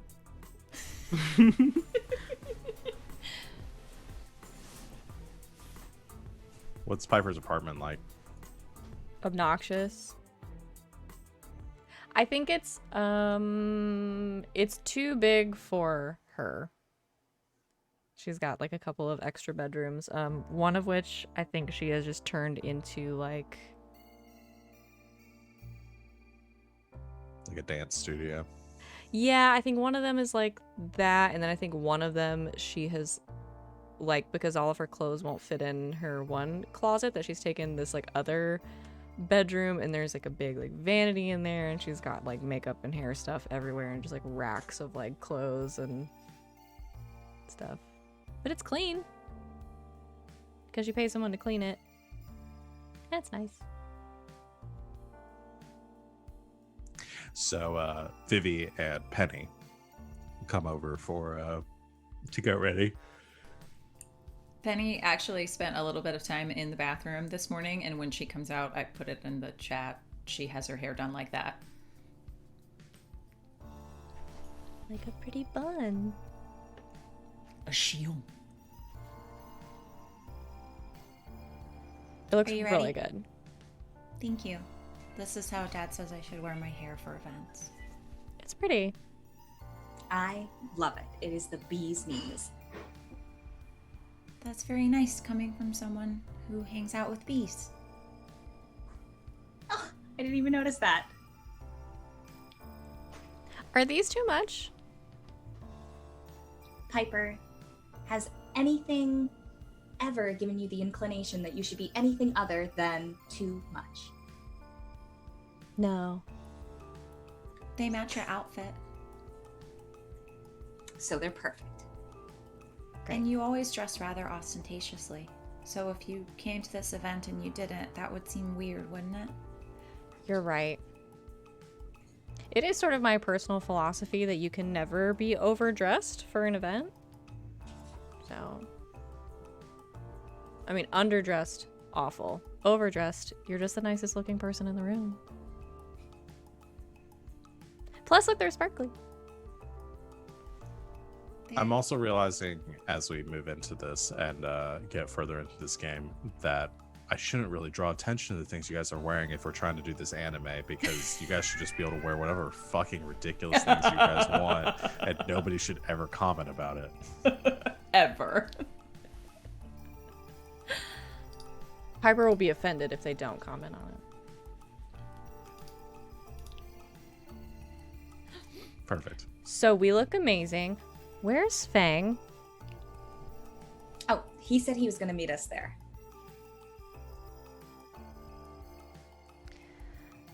I don't like that. Why not? Because what if his suit is wrinkled or something? Don't He worry. didn't let me check beforehand, and it's distressing. Don't worry. I'll take care of it. And she flips out what looks like is going to be like a case for like a gun or something, and she pops it open, and it's basically like an emergency cosplay kit with like buttons and like thread in like all different colors and scissors and like a little handheld iron, like the little teeny kind that you can like plug into the wall and just. Where do you even get this stuff? Internet? It really is an amazing thing. I should learn how to use that.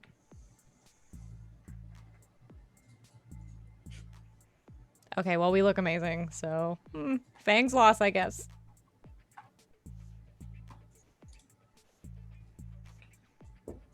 All right. I don't know where to go. Am I driving? The fact that you ask every time makes me feel like you would like to. Piper wants to. Piper loves driving. Basically the question is every time, does somebody step in to try to keep Piper from driving? We can take the pink Escalade. It's got my face on it. I don't think Vivi has the foresight to stop her. Sid, you're muted. I'm sure you were saying something funny. I just said Penny doesn't drive. So. Great. We'll take the pink one. All right, you guys hop in the pink Escalade and go It has cruising cat ears out. on it too. Have I said this before? You feel like said when it you had hit- buns before, so I guess you switch them out. They swap cat out, ears. so it matches me. Now it's got. They're more like fox ears, but it's fine. I feel like when you hit the horn on it, it just plays like the chorus to like your top single. That's very good. Oh boy. So And she hits the horn a lot, probably. One mildly traumatic car ride later, Feng, you are meeting them there. Was there any specific reason you wanted to do that, or you just... To be fucking extra. Okay? It's anime. Exactly. One of us has to be brooding and have the like constant flare on our glasses. So That's Yeah. gonna be Feng, actually. That makes more sense. I imagine they get there, they wait a few minutes, they hear the rev of an engine, and Fang is coming in on a bike. He shows up on a fucking motorcycle, of course. Of course he does. we're all The sitting Ducati in the... 900.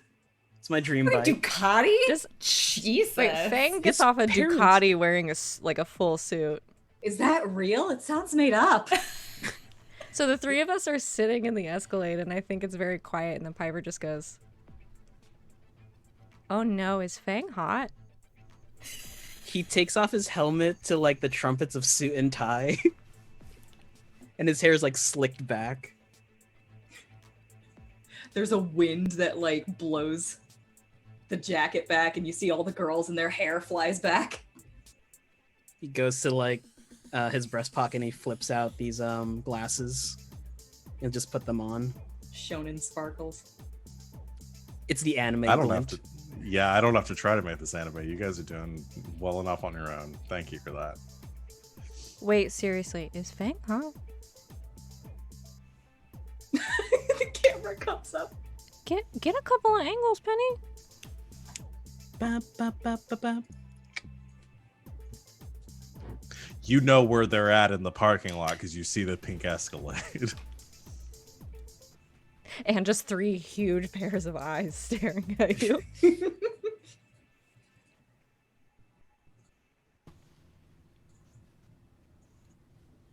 I'm less upset that he stalked me now. Let's go. Vivi gets out and opens the door for the girls.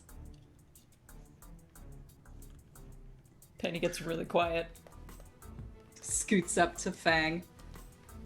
Wow, you are just a cat's pajamas. Me, yow, am I right? I'm just kidding. Let's go. Is that even English? Cool bike. Thanks. Parents. Did you steal that? No. No. Parents like to give me things as an apology for being away.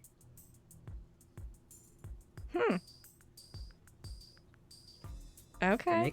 They make a lot of money. Okay. If I'd known he was going to be on a motorcycle, I would have waited for the whole seagull thing. Oh no!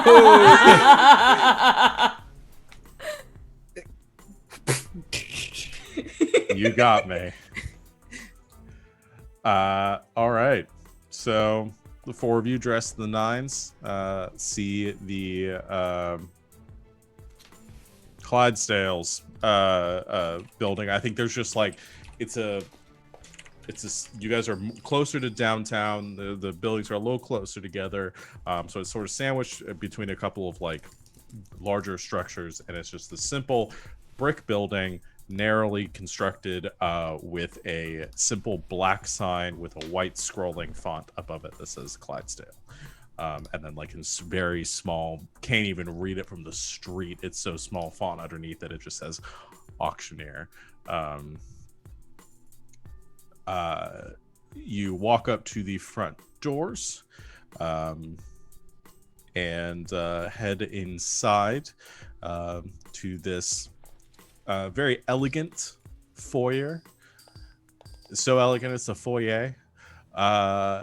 And the white marble floors, a couple of columns that have been constructed along the interior to give it this sort of Greco-Roman look, and a reception desk where two attendants, very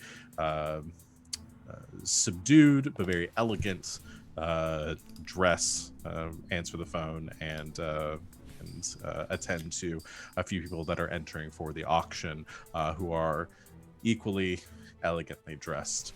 As they head inside, the people in front of you heading around, they are handed a small like wooden placard with a number on it, and you guys approach the desk there, and as Piper, I assume, near the front. Yeah, I'll just walk up and say, hi, real quick, I'm looking for Allison. You see the girl that you're talking to, it's just like, she had a very sort of subdued tone, like a very professional look to her until she saw you, and is just kind of starstruck for a moment. And the guy next to her just nudges and is like, what are you doing? She says, nothing, they need you back there. And hi. What do you mean? I didn't hear anything. No, they called, they need you out back, go. And so he kind of is like shoved off. He's like, all right. And he goes walking away. She says, hi, yes, I'm Allison. Hi. Oh my god, you're Piper. here. I thought it was a prank. I was really not expecting you to actually show up. Hi. Welcome. Thanks. Yeah, you spoke with my assistant. I brought you something. Piper is gonna take out because it was only a couple of weeks ago, not yet released, updated version of her album with her new single on it, and she's signed the insert. You hand it over, and you are handing her the Holy Grail as she takes it delicately into her fingers and kind of like slightly shaking. She's like, oh my god. I didn't even know. I am like your biggest fan. That's so sweet. And she takes it, she like tucks into a drawer behind the reception desk. She says, thank you so much. Okay, I should probably actually like do my show. Did you want a picture? I brought my photographer. Yes. And she just kind of like says, oh, over here. And she like, you guys walk over like the side wall where one of the columns are, and she kind of stands there and like awkwardly for the photo, doesn't really know like, should she stand too close to you, and like doesn't really know how to. Piper like put an arm around her shoulder. Vivi Okay. quickly moves in, picture. micromanages, like straightens lapels, dusts them off, arranges hair, and then Feng stands off to the side like bodyguard posture.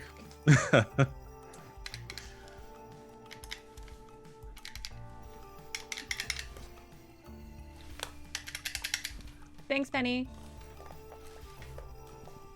Have it sent to you. Yeah, we'll get these to you within the week. Thank Do you have like an email or something? Yeah, I'll go to. And she goes and she scribbles down an email to send the photos to. And as this exchange is made, you can see from around the corner a tall, thin gentleman in his kind of an older man with grayed hair, wearing spectacles like perched at the edge of his nose, has a portfolio in hand, sort of leather bound as he comes around the corner, and he gives a very stern look to Allison as she is finishing up with y'all, and she looks over and he comes over and kind of whispers to her and says, are we good to begin? We're delayed. We're a minute behind schedule now. She says, right, I have our last ones here, and we'll be ready. He says, all right, well, just shakes his head and walks back into the main room, turning around. He does eye he eyes Piper for a minute with the pink suit, and I mean everything just screams look at me. He does eye Vivi for a minute too, and then turns and walks back into the main room. What is he eyeing? Up or you down, see- up or down, up or down. Sir, my antenna are up here. I've made my choice. Oh man. Yeah, his eyes. I meant roller skates, okay? Antenna or roller skates? Come on, folks. Uh-huh. Sir, my roller skates are down here. Are you an antenna man or a roller skate man? Oh yes, Poor the Kate two Noodle genders. Antenna or roller skates? Roller Antenna or skates. roller skates. Going.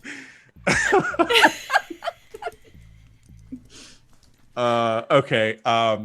Yes, he makes eye contact with you, and then his eyes you see like flick up towards like above your head where your antenna are, and then turns back around. She just smiles at him and then like leans into Piper with her like cat ears to try and like, you know, like, it's a thing. Okay. Make a charisma roll for me, actually. Okay. Oh boy. Come on, Vivi, you're not bad at this, right?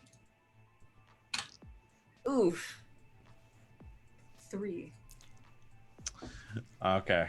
Can I contribute to this? Is that a thing in this game? There isn't really an assist function in the game. But what if, unfortunately. here's the thing, what if I want to? Here's what I will say. You can try to recover the situation. It's going to be a more difficult check if you want to try to roll charisma as well. Okay. So, I mean, you can't make it much worse. No, having Vega help is probably a bad plan. That I would think accomplish while- the opposite of what you guys are trying to do would. right now, I think. So I'll say, while Piper is not, I think, the most intelligent being on the planet, has had enough people looking at her in a creepy way that she immediately notices. Fair. Okay. Go ahead and roll charisma for me. 12. I'm I sorry. have a D12. All right. Yeah, you lean in, I don't want Vivi, Vivi to and be try in to trouble. try to do a pose, and immediately catching onto it, Piper, you kind of do the same thing, and you guys fusion dance, do your thing. I will like sort of, because she's just got these different ears that she like clips in, so she like adjusts hers and then kind of like go to Vivi and just kind of like pull the base of her hair a little bit, like she's adjusting them, like straightening them. Sorry, he's looking at you. And you see him give a nod. It seemingly disarmed by this display, and turning and heading back into whatever room is beyond. Ugh, men. Allison says, "Sorry about that. That's my boss. I should probably do my job. I'm so happy to meet you. Here is your number." And she hands you a small placard as well. And she says, they will begin. There will be a presentation of what's going to be an auction for tonight. They're going to be starting right now, and then the auction will begin. Good luck. Thanks. And she also Give her has an your email small, that she scribbled down to Vivi because I'll lose it. Yeah. So she hands you the placard, and you head back into the auction house.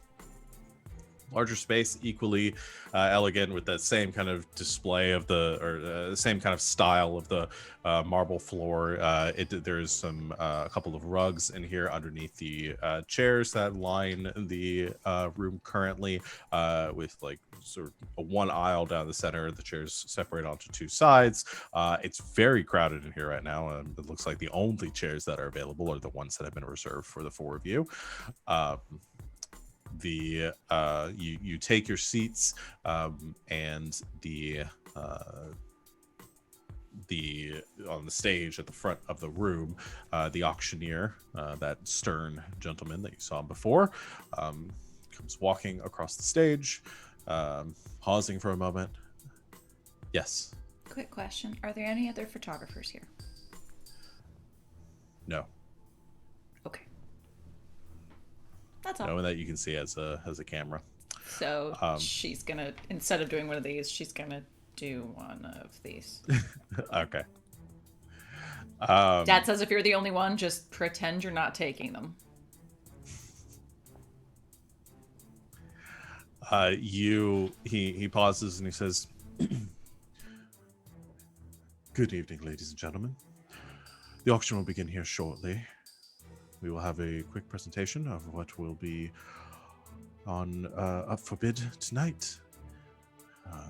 My attendants will take each item across the stage to be displayed, as well as the starting bid for said item.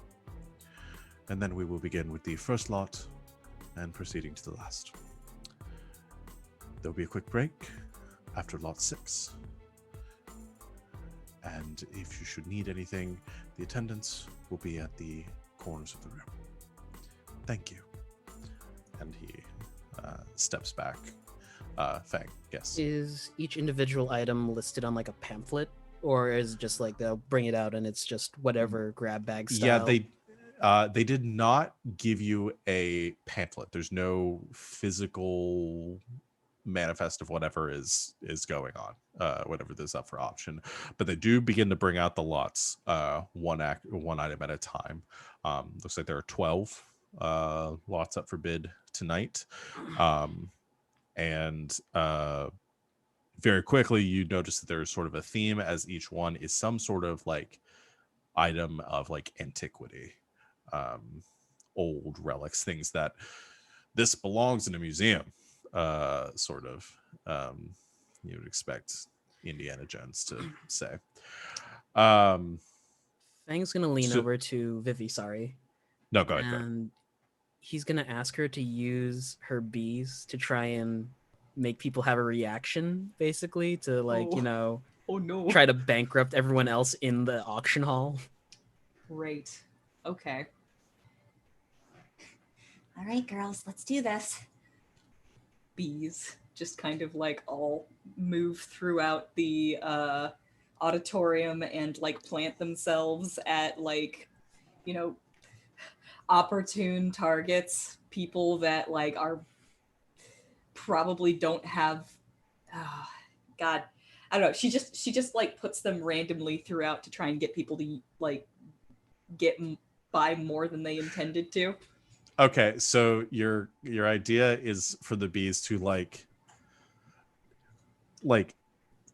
the manipulation here is like they're gonna sting them and cause them to like react, so they accidentally bid for things. Essentially, yes. Okay. hold on.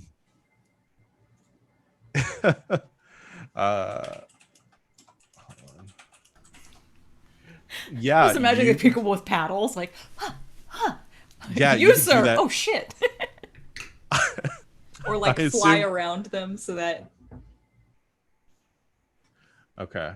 I assume that you're going to, because normal people can't. We've decided normal people can't see your bees. Right. but they can feel the effects.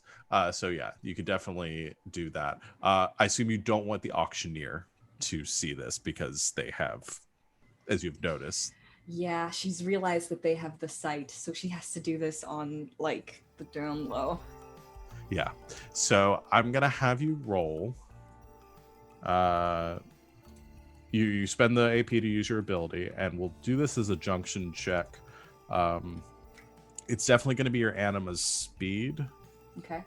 And I would say maybe Vivi's intelligence. Okay. You're kind of being strategic here. She's a fairly intelligent person.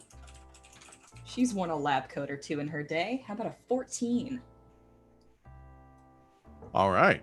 14 is very good. You begin to push the bids on the first items. Your lot for the demon contract is, I'm going to say, lot 8 out of the 12.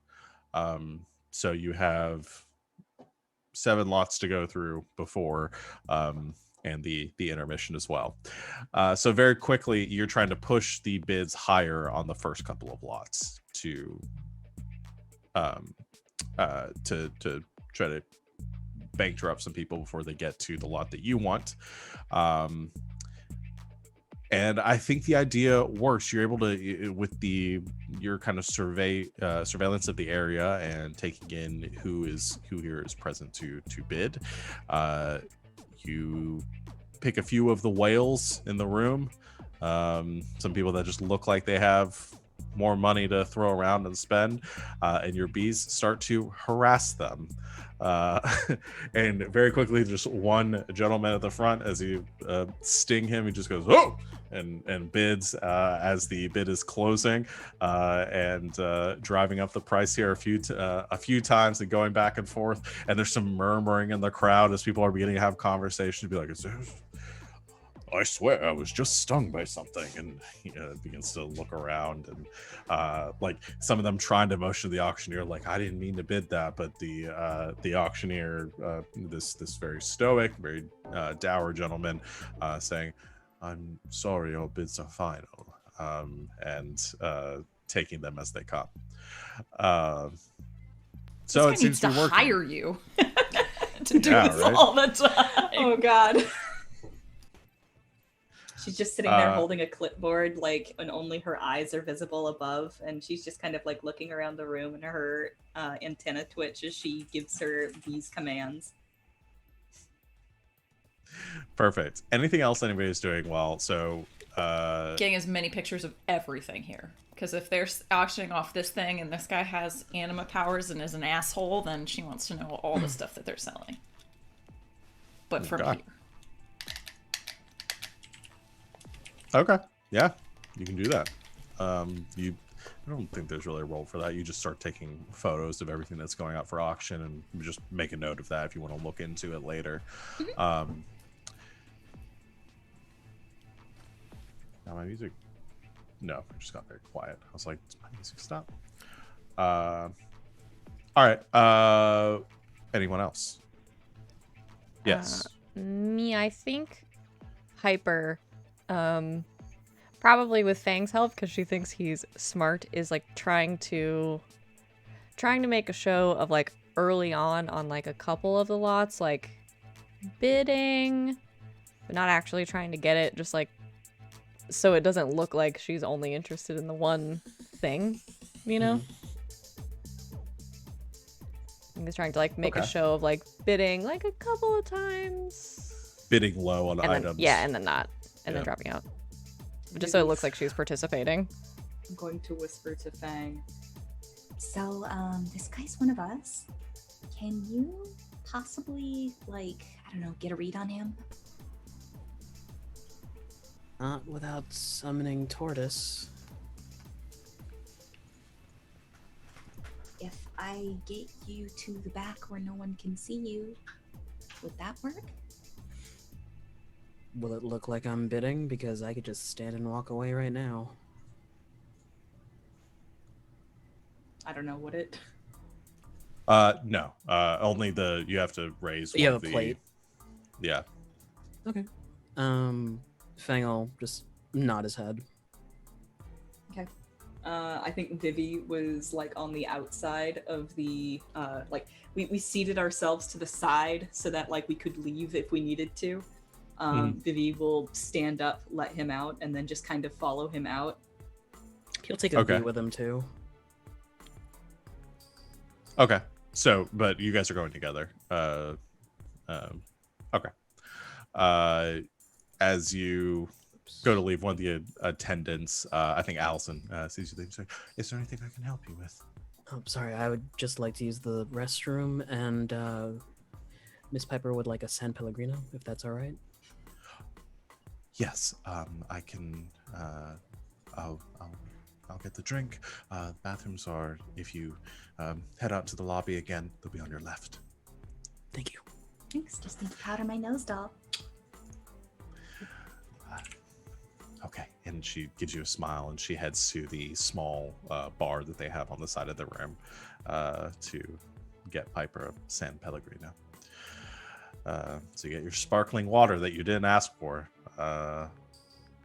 Well, thank you.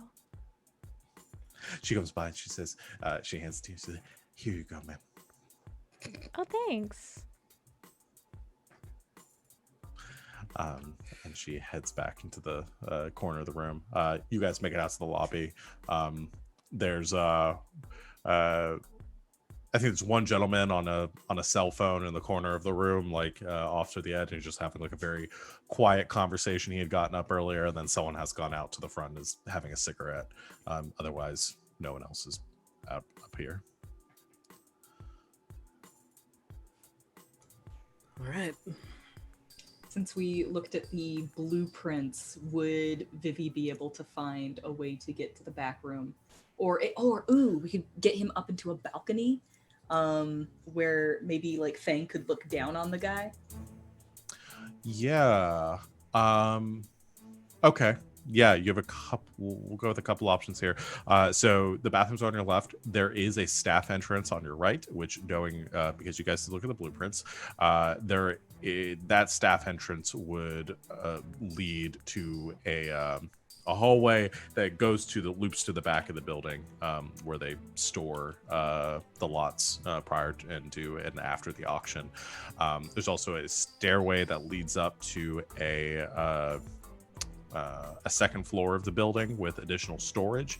I don't think there's necessarily a balcony, but there are some windows up there that overlook the auction floor.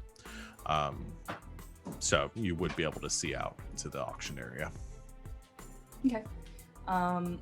Vivi's going to give Fang's instructions for that. And then she's going to go and position herself somewhere that she probably won't be found, that she could easily get to easier get to the auction items if this goes south and she needs to get in there quick. Okay, so that you could go get to like the backstage area, essentially. So if you and Feng are back here, you can try to sneak into the staff entrance, and if you stayed at the base of the stairs, like at the hallway there, you could probably overhear the auction still, and be in position to get backstage. You're in a position that if one of the staff comes by, they're going to see you, and they're probably going to ask why you're there. Okay. But until that happens, you'll be in a good spot. And Fang, you head upstairs to the storage up there. Okay. So you head up as I think we're getting to lot 4, like 5. Lot 4 is wrapped up. They're beginning the bid on lot 5 at this point. Just before the break, you get to the storage room upstairs. There isn't anything especially valuable that's being kept up here. It looks like actually most of the storage here is probably like for the events, like additional seating, decorations, things like that, that they don't have to keep under lock and key. And up here, you can see there is there are a couple of windows that look out into the main. You have like a bird's eye view of the seating area and the auction house floor. So you want to use I'll use a key reading. okay. You do a reading of the room. Obviously you pick up your companions. You don't pick up anyone in the crowd. So it seems like you're clear there. However, you do pick up the auctioneer.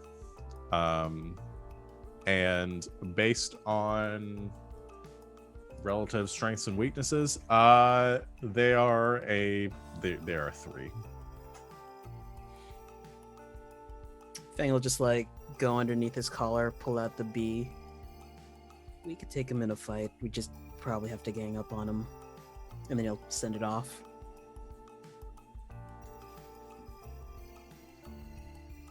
The bee, I assume Vespa relays that information to everyone. We could take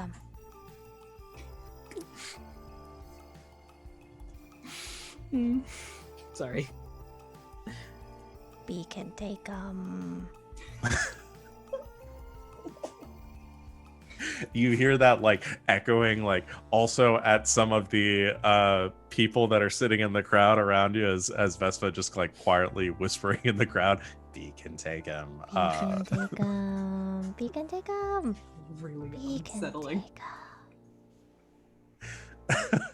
Oh god, I hope nobody else here can see them because that would be terrifying. That would be terrifying."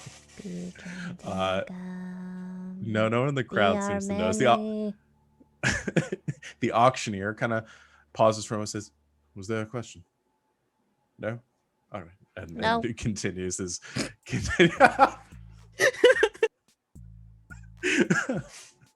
"I'm sorry." And it looks to like a woman in the front row, and she just shakes her head.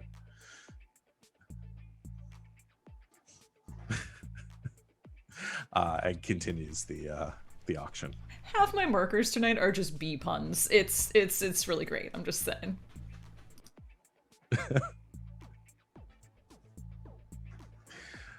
So yeah, you guys get this reading. What do you do? You guys gonna continue to play along, or?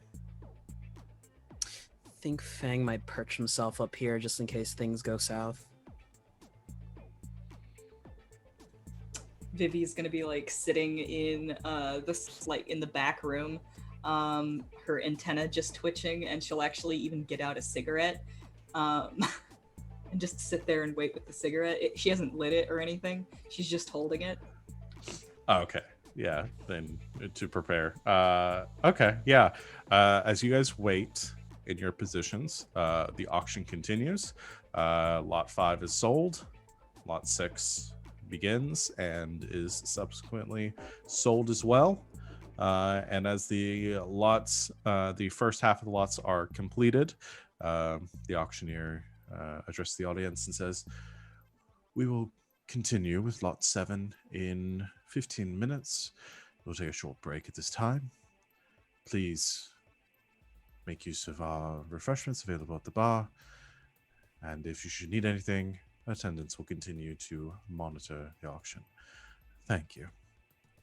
And he turns and he heads backstage.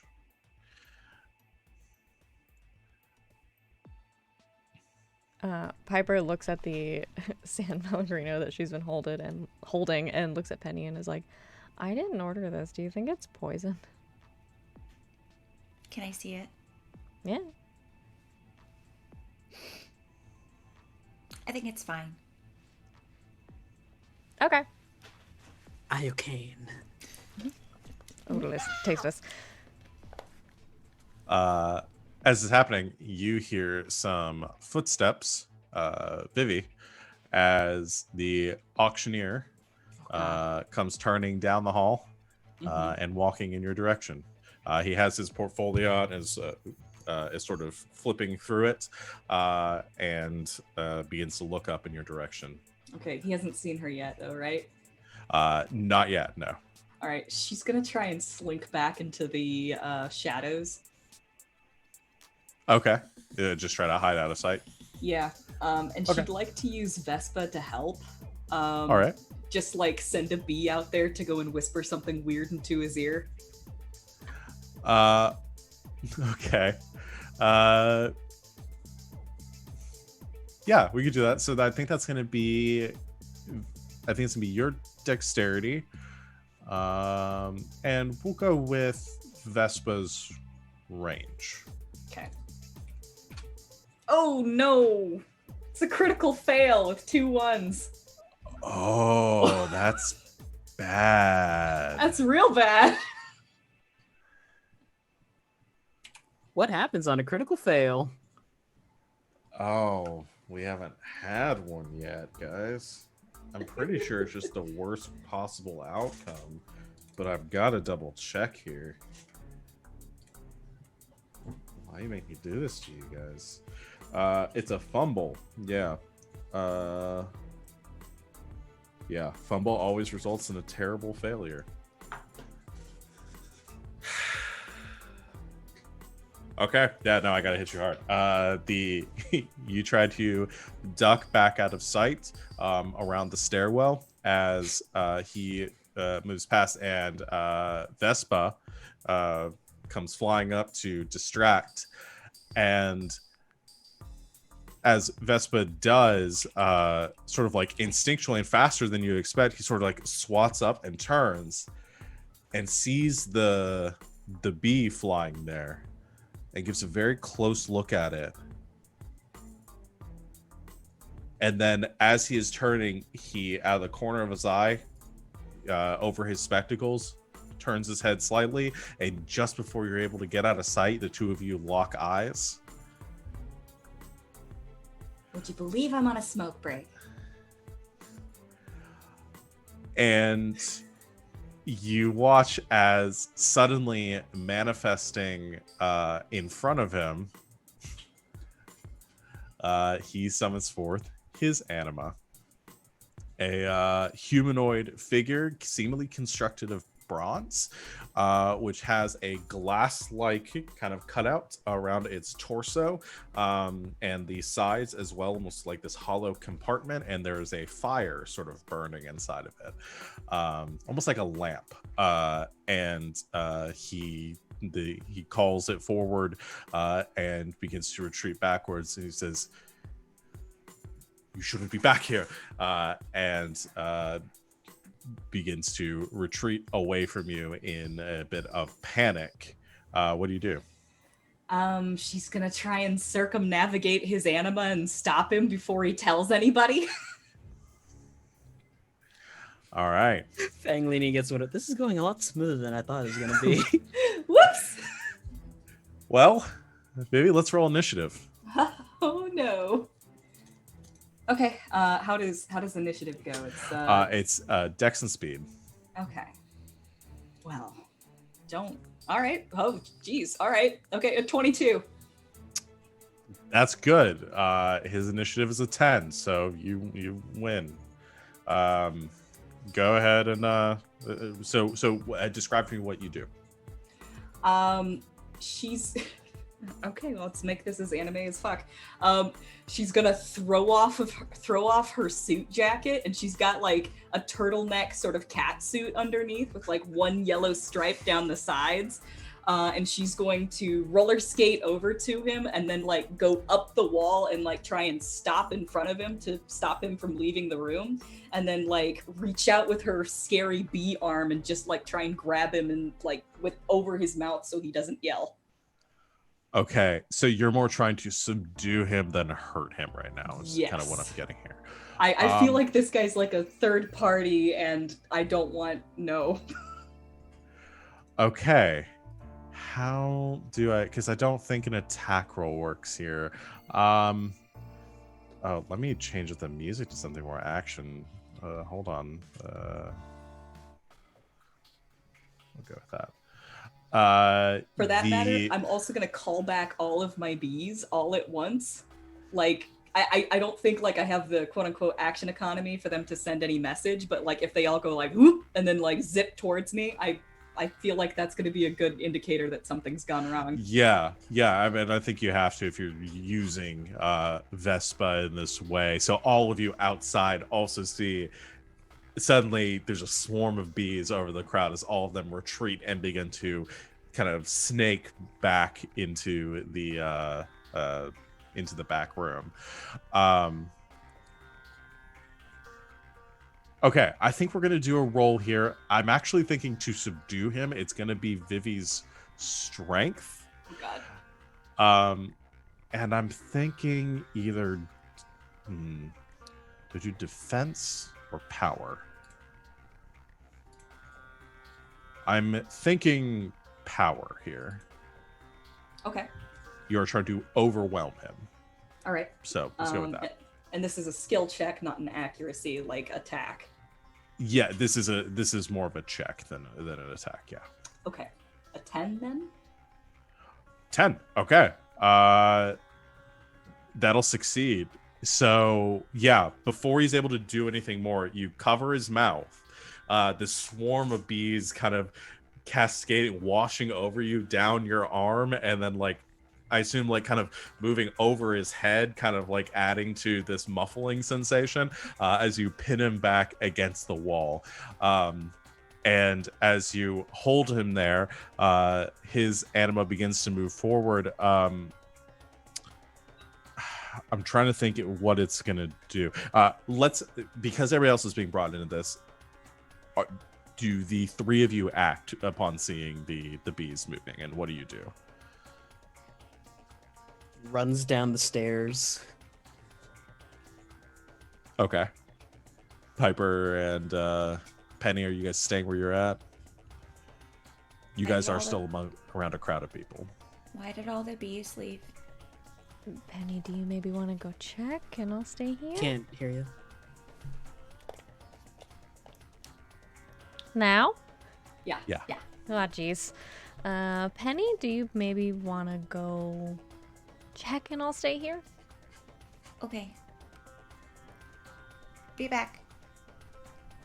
She'll go look outside, see if anyone's there. Look I will around. aggressively mingle. Aggressively mingle. Okay. All right. I'm gonna have Penny and Feng roll initiative to see if you can get there before he has a chance to do his thing. And now that I've written it on my sheet, it is Dex plus speed. Okay. That's the wrong dice. All right. Okay. 11. All right. 7. 11, 7. All right. Feng, you're able to get down there fast enough. I think this makes sense narratively, actually. Feng, you got your Vivi, you hear a bursting upstairs as the door is flung open, and Feng, you come running down the stairs. One of your actions is going to be to move, but you are able to, using your movement, get close enough that you can see what is happening. You see Vivi with the auctioneer sort of pinned against the wall, swarm of bees cycling around her. Guess we're doing this. Is there subdual damage in this game? Is there what? Subdual damage in this game. So like non-lethal? Like a knockout blow, yeah. Not technically, but we'll flavor something depending on what you do here. Because you do see his anima is manifested next to Vivi right now. So what does Feng do here to sort of disarm the situation or try to subdue him? I mean, if I say it's not what you look like, it looks like. He probably couldn't hear you because of all the bees in his face. Yeah. She's Wicker Man'd him right now, so. Gut punch to knock the air out of him. Okay. Yeah, go ahead and we'll just do an accuracy roll. Well, no, that doesn't really make sense either. I'm actually just gonna have you roll a check. Okay. And it's gonna be strength power. and assuming you're using your anima here to assist it, assist with this. Got 12. 12. Okay. We'll go with this then. There are a couple circumstances here which may become evident, but that I think are helping to contribute here, as Feng comes rushing forward and just slams a fist right into the solar plexus of this guy, and you can hear him in a very muffled kind of. Oh, it's like underneath a the one bees. knuckle right into the solar plexus. Yeah.